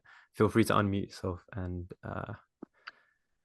Assalamu alaikum. Thank you so much for the very nice advices and motivations. Just wanted to ask, do you have any advices for home education in general? So if we apply this for kids, so for like kids education. Perfect. Yeah. Just asking as a question. home educating mother, and yeah, Sure. thank you. Sure, but look, I would say regardless of home educating or not home educating, like it's the same thing. I would recommend give your children these principles in a way that makes sense for them, right? Don't impose your own expectations on them in a narrowing way. Understand who they are and let them become who they're meant to be. So don't make the same mistake for your own children that perhaps, with all the best will in the world, there was impositions on you from here, there, and everywhere. Don't impose those specific things, right? That's number one, I would say. Then I would say get them familiar with the revelation, right? One thing, really basic thing, right? In a standard culture in the homes, right? Let's just assume Arabic is not the spoken at home or understood at home, right? Why are we not just sitting around the dinner table, whatever? Everyone's got the translation, open up. Okay, now we're just going to read this little section in English. We're just going to discuss. What's the problem with that? Right? Like people will come up with their problems, but please, there's no problem with that. If something comes up which is now a tension, we're not sure, great. Now you've got something to go and figure out. So go figure it out, right? And now you go to resources and sources and this and that, whatever. But if you never start, how are you going to know? I always give this analogy. Every scuba diver who went deep, deep, deep down started in armbands once upon a time, right? Okay. But if they never put on the armbands, never dipped their toe in the sea, they were never going to go all the way, were they? It didn't happen from day one at the beginning. So if you never engage, you're never going to get anywhere. So I think with children, start. Like young children can start to read, right? With my oldest daughters, 12, 10, whatever. Absolutely, right? You can sit, they can read. I mean, they're reading everything else, for God's sake, literally like devouring every other kind of thing, all sorts. So why not read? Okay, fine. Why not read? Start with a story. Okay, Surah Yusuf. Okay, so what are the lessons here? What's going on here? Oh, what did you think was going on? Why did the brothers do that? Why did he do that? Da, da, da, da, da. Whatever, all this stuff. Have the discussion. So this is like part of the home culture. Again, home educating or just, have kids generally, whatever. That's, I think, good. And then vision. What are you going to achieve in the world? And one thing I'll say, like for me, which has been helpful for me, is that, my mom definitely gave me a sense of this from a young age, right? Like you felt that she believed, I felt, and I still feel obviously, like she just believed in me, even when I didn't even know what she was believing in or for what, right? But you are going to do something big. You're going to do something big. You're going to do something big, right? What big? We don't know precisely, but it's going to be big. Okay. Now, I think I'm completely failing her, to be honest, in that expectation. But just the fact that children have, like, there's a sense of, because if you're given that, at some point you realize, I suppose, what we're trying to talk about here, which is, well, what is the big thing? I need to figure out what the big thing is, right? The one thing, the big thing, the main thing, whatever you want to call it. It doesn't have to be big scale wise. It just needs to be like pure and amazing and the best value you can add, right? It's not about just scale. A scale comes, I think, off the back of quality anyway. Okay, so that's it. You just need to have like, I think, give them that a sense of ambition. Help them do this. What's your vision now? From the age of 8, 9, 10, 11, throughout, right? They can have a draft version. This is what you're going to achieve in the world. My Zainab, my Bilal, my whoever, right? Like this is what you're going to achieve. Or meaning they draft it and then they redraft it and then they come back to it. And I get them working towards it. I don't have to wait until I graduate before I start living. Start living. Start living. Start doing now. Why can't our children be earning? Okay, let me put it this way. There is no reason why our kids cannot, by the time they're 18, 19, coming to university age, have passive incomes that are covering their basic costs. There's no reason that can't be the case, especially in today's day and age. It's ridiculous opportunity. The whole thing's opened, right? So just let them live, so don't, again, deconstruct. Don't look at them, whether it's, again, home education, which is already a deconstruction to a degree, right? Or otherwise, like don't raise your children in the constraints of the frames. Okay, they go to school, help them to understand what school represents. It's a place for you to learn some stuff. It's not the place for you to learn everything, right? Help them take ownership of their learning, their journey. It's up to you. This kind of stuff. Okay, that's it. Cool. I think we have a question from Qasim. Feel free to Sure. unmute her. Assalamu alaikum. Can you hear me okay? Yeah, Yep. all good. Loud Yeah. and clear. Firstly, thank you so much for your time, Iqbal, and the organizers. I think it's been really great so far. And I think your story in 2011 kind of resonates with the situation that I'm in right now, something similar. So you've shared a lot of like spiritual advice on how to get through, all of these doubts on making better decisions, essentially. But if you were back in 2011 and you're starting to get these doubts and you want to maybe leave your job and decline a $1 million package, what are the more like practical steps that you are taking in order to make sure that when you decline this, you're going to be, you're going to be set, you're going to be able to still fulfill the responsibilities that are on top of you? Yeah, sure. Yeah, but the thing, I understand, but I think it's a kind of I'm not sure that in hindsight, at that point, I would have done anything differently because, in a way, from my point of view, it worked out fine, right? So, uh, in my mind, at that time, I remember I had this kind of rule of thumb, which is basically, can I see 3 months ahead, like from a financial visibility perspective? I mean, if I leave this, I decline this package, I resign today, I literally walk out, right?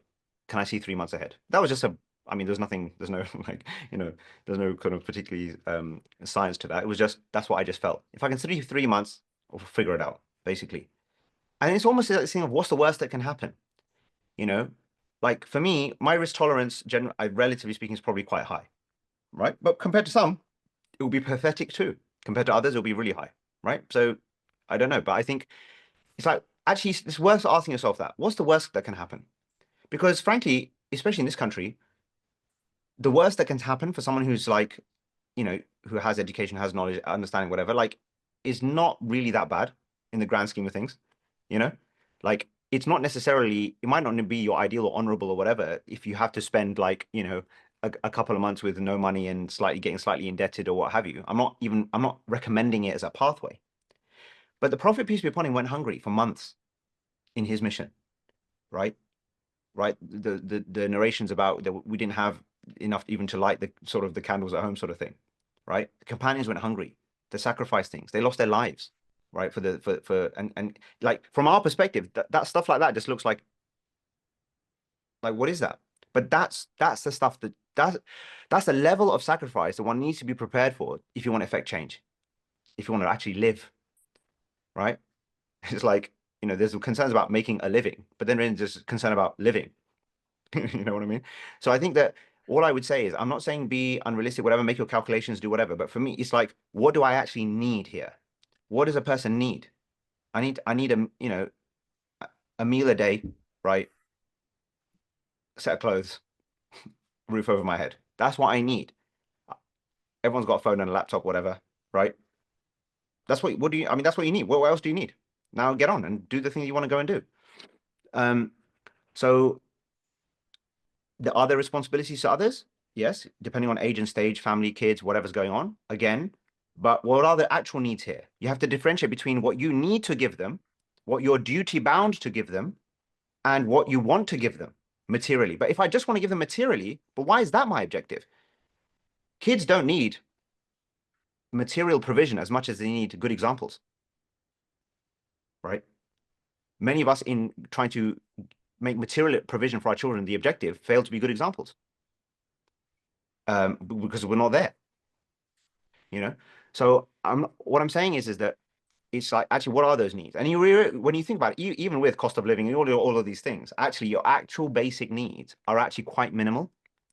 And from that point of view, regardless of family, this, that, sometimes we take on burdens. We say we don't that's not our responsibility necessarily, sole responsibility to take on.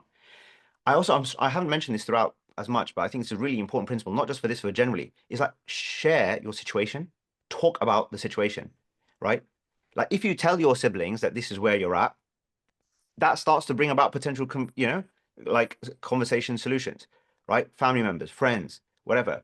It's not that you're relying on others at the, at the expense of relying on your Lord. No, I'm fully relied on my Lord. You're telling people, you're consulting, yeah, that which is obviously part and parcel of being a believer and having people around you that care for you and can help you.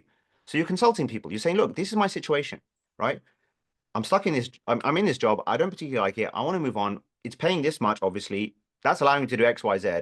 this is the scenario. Here's my financial situation. Really, what I want to do is X, you know, or ABC at the end of it, right? And either you're proposing something specific or you're getting their view or whatever, right? But I think in doing so, like, you know, what they say, problem shared is a problem solved, or at least a problem halved. Yeah. So it's like that. I'm a strong believer in that. Communicate. Yeah. This also goes to this point of vision, right? When you have your vision, you know what you want to go and achieve, and you have no idea about how you're going to go and achieve it, right? You just by telling people that that's what you want to achieve, I'm telling you, opens doors. Like for me, that's always happened, right? Always happened because people buy into people. They buy into that. People are inspired by this stuff. Obviously, you say you want to go and do something, and you're sincere about it, and someone assesses or sees that there's some capability in you at some level, right? Then people will facilitate, and Allah sends people to facilitate, like I said, resources, etc., etc. So I think that communication point is really, really, really important as part of this thing. So yeah, that's these are principles. It's a balance between calculations and what have you. So it's funny, right? Because you know, you said, oh, you're giving the spiritual advice, and effectively you were kind of saying, well, what's a practical advice? You know, that even that dichotomy or that differentiation is a mistake, I think. You see, I get it, and I probably sometimes even say similar things, just like, you know, but that's part of the fragmentation issue that I was talking about before. What's the difference between the spiritual and the practical? Is the spiritual not practical? Is the practical for the believer not spiritual? It's one thing. So just do like in that way, like, you know, and consult, ask your Lord, consult, be desperate. Be desperate in front of your Lord. You know, that's the thing. When you really want something and you're coming up against barriers, like that happened to me, definitely that banking thing when I left. Like I was getting so frustrated and desperate that I wanted to leave, but I didn't know what I was going into, right? And I just literally had a kind of almost a breakdown. Yeah, probably one of the if there ever was a purest moment of my life that I can remember, that was probably it, right? I was just, you know, and I remember I was saying, you know, in Arabic, I was saying, you know, Allahumma ja'alni makhraja, Allahumma ja'alni makhraja, like Allah, make for me a way out, make for me a way out, because you know, there's that verse about وَمَن يَتَّقِ اللَّهَ يَجْعَل لَهُ مَخْرَجًا. Whoever is mindful of God, he'll make for them an exit point. It's like in an emergency, it's like that green sign. You go, just want to be able to see it, so I know what door to go through, so I can escape this issue, you know? Um, and I remember, like, literally, like, just within a day or two, certain things took place and happened that just made my situation clearer, more comfortable, easier for me to see people who would be with me on the way, right? Like, don't underestimate the breakdown. You know, that's it. Which comes from desire, right? Meaning positive desire for what it is that you actually want. It's like when there's a will, there's a way. And when there's like a serious will, trust me, the serious ways will come. Makes sense. Is there, yeah, there's someone with a hand up. Demir, go ahead. No. Yeah, I think he raised it by mistake. We can Yeah, do a couple okay. more written ones if you Yeah, like. let's do a written one. So this is a sister, I'm assuming. She's asking, as a woman, is it sufficient to bring value to the world through the upbringing of your children? Yeah, very common question. And maybe not. That's again about your circumstance, your thing. You can never say about that specifically yes, specifically no. Like I said, for anything else, right? Is it enough for me to be doing this career, that career path, that kind of job, this thing, be a stay-at-home mom, do this, whatever? You have to make an assessment based on, again, your vision, your sense. Do you feel you're at your edge? Yeah. Do you feel you're at your kind of cutting edge of adding value, bringing benefit, doing what you can do, right? You so make sure that it's not like a lazy, like you've got there lazily. Oh, I'm a mom. Oh, that's all I can. I'm a mom. I'm not saying there's anything wrong with that, but I'm trying to say that like you can come to it, you can come to that decision about I'm really focused on the motherhood. That's 80-90% of what I want to do here from a value add perspective, right? For these reasons. Okay, and you come to your own kind of judgment essentially, and then you invest, and then you really do it in a way that's hopefully then aligned with some of what we've spoken of and some of these kind of principles that perhaps I shared earlier, right? And you invest yourself in it. You almost, in fact, if you're at the edge of it, you will actually find and perhaps even start to create solutions and ideas that then others can use. That's a very powerful thing. Like I know some people who do that. They've done this homeschooling thing, for example. I'm not saying that's the solution. It's a solution, right? A way, right? But in being creative and in being really proactive about how they're doing their parenting, they come up with stuff or realize gaps in the market for resources, right? And things that would really help. That then means that they're able to then make those available, or develop them, make them available for others, which also then has a sustainability thing going on, right? So now all of a sudden something was created you didn't realize. So look what comes when you push yourself at the edge of anything, things will come, different things will come. But maybe not, right? Maybe you're able to, depends on capacity, capability, age and state of the children, obviously depends, right? If you're talking about 2, 3-year-old kids, that's different from 8, 9, 10-year-old, different from teenagers, it all has its different things. So just, again, just apply those early principles in your situation, in your context, and just pray, for the right kind of guidance and solutions, and your heart will settle, right? And you keep iterating. It's like, again, that startup language is very helpful for this. You just keep iterating, right? You learn from the outcomes, you iterate. Could I do more? Could I do different? No. Okay, I think things are in balance, things are in order, etc., etc. Okay, fine. But no, actually, I can feel now maybe they're getting to the stage where I can, shift a little bit. They become a bit more responsible, shift a little bit, apply myself elsewhere, etc. Perfect. This question is interesting. So it's basically contending with the fact of doing something big while you're here. It says, when you mention many times that you're meant to do something big in this life, what would you say to a person who doesn't necessarily want to do something big? They kind of just want to have like a good halal income, chill more or less, just kind of Yeah. live their life. They're Yeah. not here to change the world. They're just here to kind of just Sure. to live. Yeah. So I say, is that what you think your Lord wants from you? And if it is, all the best to you. And if it isn't, well, you've answered your question. It's really simple. Is that what my Lord wants? It's not what I want, because that's not irrelevant. The whole point is for us to align our want with God's wants. So what do I think He wants? I want to have just a stable career, stable family life, a stable this, a stable that, whatever. Fine. Given a certain person's situation and scenario, that might be the most optimal, God-centered, God-fearing, God-loving thing that they can do. Fine. So that's why I say you can't judge the outward framing of, stay-at-home mom, stable job, stable this, and that's it. Nothing big, nothing small, just, in the middle, right? Like, you don't know what has led to this outcome, what's inspiring this outcome, what's driving this outcome, what's motivating this outcome is the question. And if your Lord is motivating these outcomes within you, and that's what's motivating, and that's you're comfortable saying it to your Lord, right? That's the thing. Like really, really useful exercise, people. Super useful exercise. At any point in time, whatever you're engaged in, can you look up and say, "My Lord, I'm doing this for you right now." If you can say that with a straight face, great. If you can't, problem. Not because I said so, because you said so, or you didn't say so because you couldn't say it, right? You see what I mean? Like, it's really that simple in a way, and then you'll know. Like if there's some friction, some tension. You know what it is? Having, as I said, I've experienced all elements of this stuff I'm talking about, right? From the absolute frustration to the despondency to the feeling stuck to the what the hell is going on, right? And to the elation and of just being like feeling you're just, like you've almost transcended time and space. Like I wrote on Friday, like for those of you who might know, and if you want, you can on my website, you can subscribe to the newsletter. I put out a thing. I didn't write a newsletter for a few months, but I just wrote this first one after 3 months on Friday. And this idea, which is similar to what I referred to earlier, I like you literally experience this thing where you feel that you're doing, but you're not doing. Like you feel like almost like it's kind of this transcending kind of feeling that you get in the midst of something that, like, for example, if I was in that zone now, it would be like, it's like I'm not speaking, but it's like that speaking is happening through me. And I'm just, because there's a synchronicity between like why I'm sitting here right now doing this and what God wants from me in a certain point of view. Now, I'm not saying that is or isn't happening. That's obviously between me and him, right? I could be in total hypocrite here, or I could be absolutely on the thing of belief, and who would know amongst you. But the point being is that like but that feeling is a real thing, Now there is a way to actually be there all times. It's actually, which is obviously the prophetic standard. There's that narration, there's that phrase about the prophet, which peace be upon him, which stands out, which is like, my eyes sleep, but my heart doesn't sleep. That's the one. That's like, plugged in, plugged in, plugged into the real matrix at all times. Yeah. That's got two hands raised. So should we take Yeah, these? All right, sure. Damir, go on.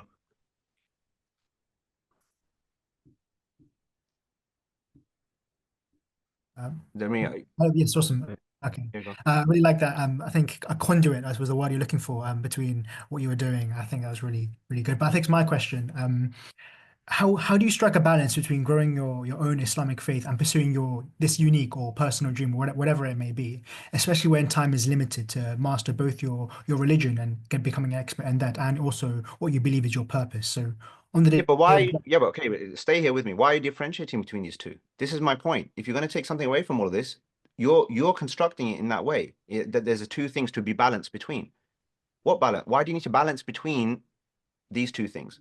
Why don't you just, you know, do the thing, construct the life that's all of it? Because all of this is learning, you see.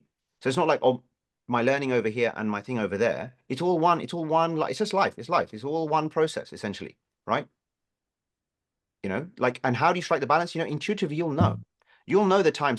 You'll know the times to basically that. You know, it's like that balance between, you know, let's call it that kind of the effort, the worship, or I like to think of ibadah as worship and service both. Okay, it's worship when it's just you and your Lord, and it's service when it's you with others for your Lord. Okay, so you'll know the balance between these two as an example. At certain points, you'll realize you need that 40 days in the wilderness, right? Trust me, I have that often. Yeah, I just need to disappear. I can't be doing this anymore. I need to go. I need to sort some things out here. We've got some things that we need to sort out with each other. Basically, I need to sort out, basically, right? From my side. And you go deep. That's like your i'tikaf, essentially, right? Um, and you'll know when you need to be out there. There's a time just to go out there and be there. And the salah, of course, is your key thing, your main thing that keeps you bounded to the meet with your boss again before you go back and represent. Now meet with your boss again before you go back and represent. That is literally your performance management meeting. You're reporting into like your actual employer, yeah, who is the Lord of the heavens and earth. Oh, that's a good one. All right. So who do you work for? Oh, I work for my Lord. Where do you work? Oh, I happen to work at Deloitte. Oh, who do you work for? Oh, I work for my Lord. Where do you work? Oh, I work at home raising my kids. Okay. yeah, yeah, All right. So that's it then, bro. So don't be giving me all of this like, you know, I know Damir, so I can do this, right? So I don't really splitting up of things. No, you'll establish balance because you'll know what you need at a certain point in time. Again, relative to what? Relative to a certain objective, right? If you so in my thing, for example, like just like for me, because a lot of what I'm doing. So what's the balance between teaching and learning? Well, obviously the balance, like when there's something I want, when there's something that I'm coming up, a problem that I'm coming up with, right? I want to say, be able to say something to help people solve a particular issue, but I haven't found the words or the phrase or the context or the way to say it. I need to go disappear and figure that out. And then I can produce something, create something, right? And then present it out there. And then again, iterate. Off the back of this, I'll be looking at, okay, what's the feedback of the back of this? What are people saying, you know, critique, etc. And then refining. And then, okay, actually double down on this point. That resonated. Okay, right? Same, that's life. That's how you do it. So what's the balance between teaching and learning? You'll just know. You'll know in the moment relative to what objective you have. Is that clear? yeah. This is it is. Fine. Okay. Perfect. I think Aqib. Aqib. Yeah. Yeah. Assalamu alaikum. Can you hear me? Sam, yeah, clear. Yeah, all good. Perfect. To be fair, it was a bit more of like it's not really a question in a sense, but this is my first time joining a webinar like this, and really sure what to expect. But joining it, I really enjoyed it, and I think it's given me kind of a different kind of insight now of what you said. So I just want to know, are you doing anything more like this in the future, or anything like that, like following up or repeating anything like that we could join again? Sure. Really. No, thank you. Yeah, I appreciate that, Aqib. Thank you for saying that. So as far as you know, IHSAAN Careers is concerned, then I'm sure obviously you're sort of dialed into that now. So whatever they've got coming up, you'll see.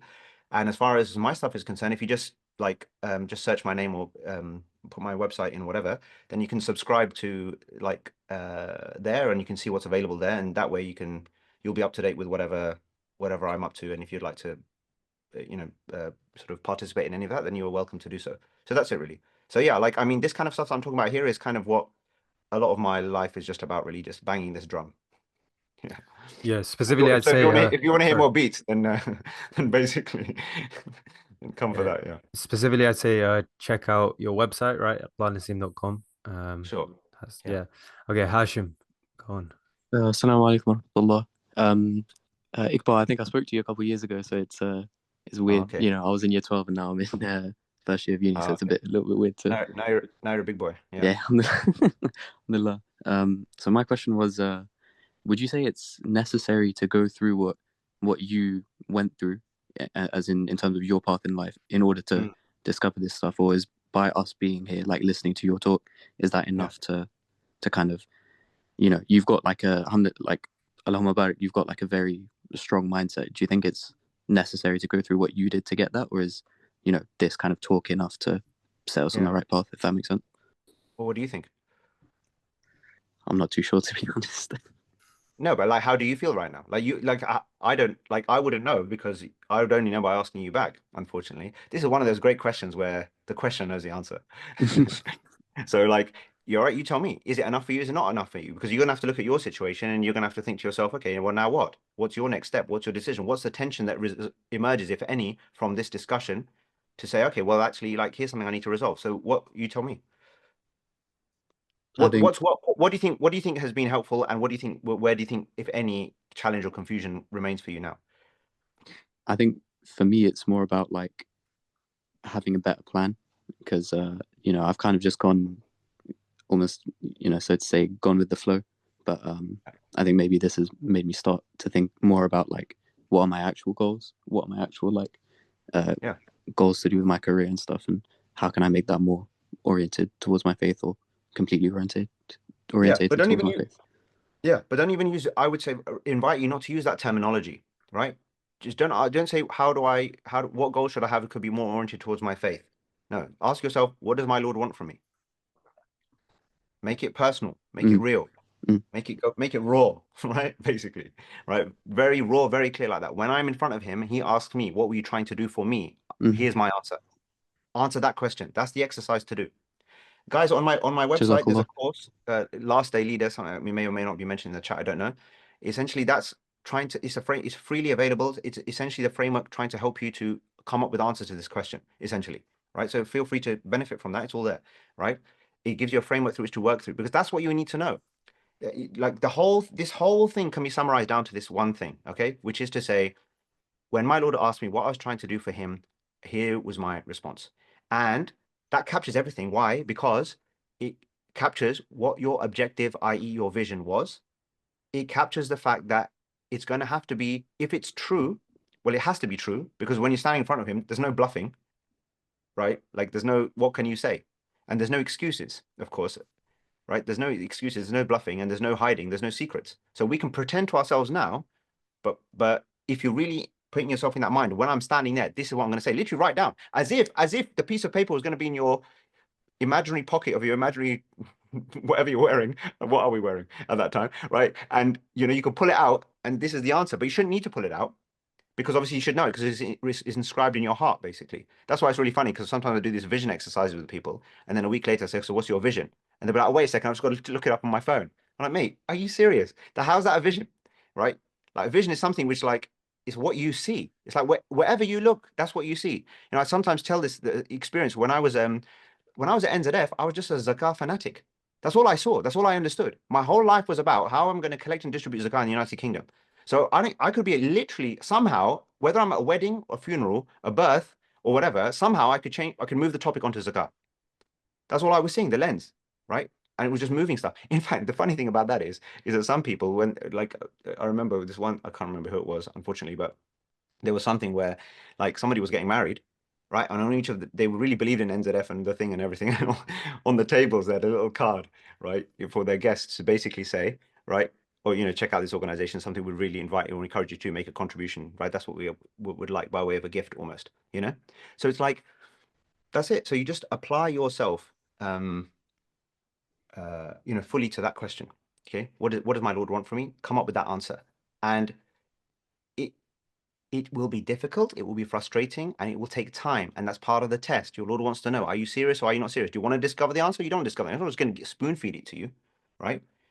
Meaning for you to answer in specific terms, but you got to take the journey. You got to crawl through the tunnel. That's a great movie analogy from The Shawshank Redemption, right? One of the greatest movies of all time, right? Where is he what did he have to go through in order to basically at the end stand, have his arms up like this, and the rain, right? The rahmah is coming down from above, his freedom. What did he have to do? It's a very, very powerful image, right? That freedom that came after his injustice, after his incarceration, after his situation of constraint. How does he get out, right? By desiring, by willing. I mean, there's so many classic lines in that movie, right? Like by willing it, by having that thing. I wish I could quote it. You know, some of it, I've forgotten some of the things. But the point being is that, like, that's what I need to pick away. I mean, if I'm giving away, I'm going to give it away. But maybe I'm not going to give it away. right? Because it's a great movie. The Shawshank Redemption. All right, The Shawshank Redemption. Yeah, watch that. That's a good one. All right. Perfect. I think that comes to the end of our time. Thank you for having this conversation with us today. I'm sure everyone found it very beneficial and motivating. What would you recommend as a tangible action point for us to do straight after this webinar for those who are still here, so that it's not just Sure. something that they've attended and it goes in one ear and comes out the other? Yeah, I would say brain dump any key insights, just whatever, bullet point, any key insights for you, you yourself. So at the principle level, at the level of principles, so principles that have stood out for you that you feel maybe weren't central principles, things that you know, because obviously I don't think, as I said, everything I'm saying, I think we know in some way deep down, right? I'm not saying it's all truth necessarily, but I think in some way, shape or form, to the extent that it is hopefully some reflection of it, it's like, you know, that's what we need to kind of like get down. Principles that you resonated with you that haven't up until now been absolutely central to your decision making.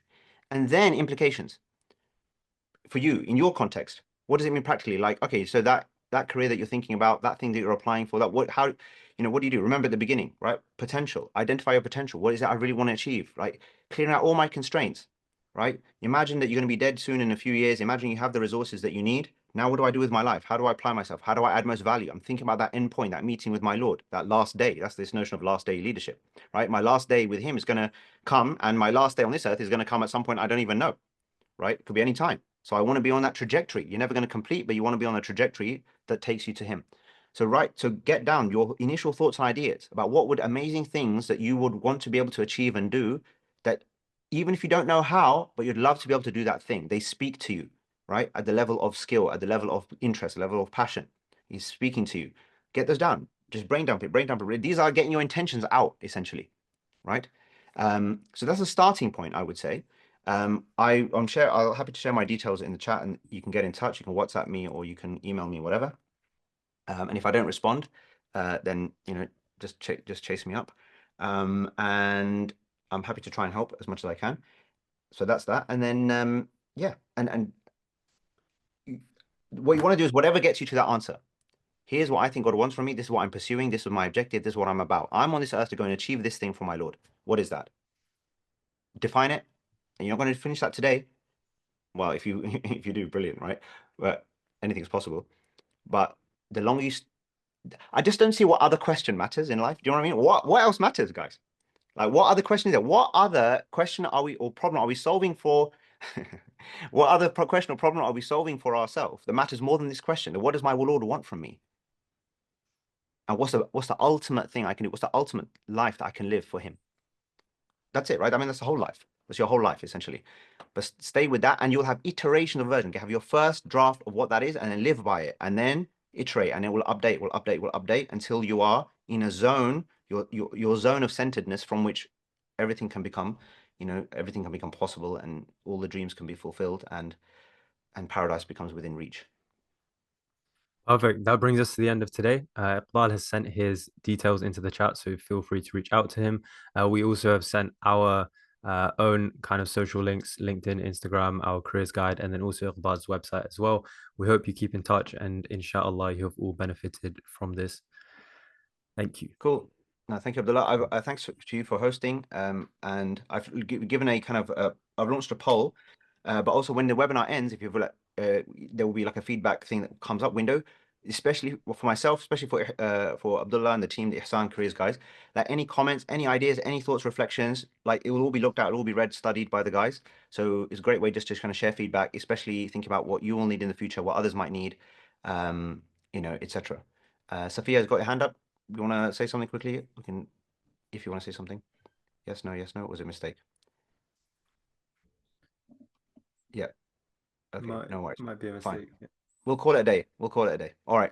Cool. Thanks, everyone. May Allah accept from us. May He guide us. May He Ameen. facilitate us all to achieve our true potentials. May He give us sincerity, courage, confidence, connection, and every other word beginning with C that's good. All right. Take care, everyone. Ameen. May Allah bless you all. Take care. Assalamu alaikum. Assalamu alaikum.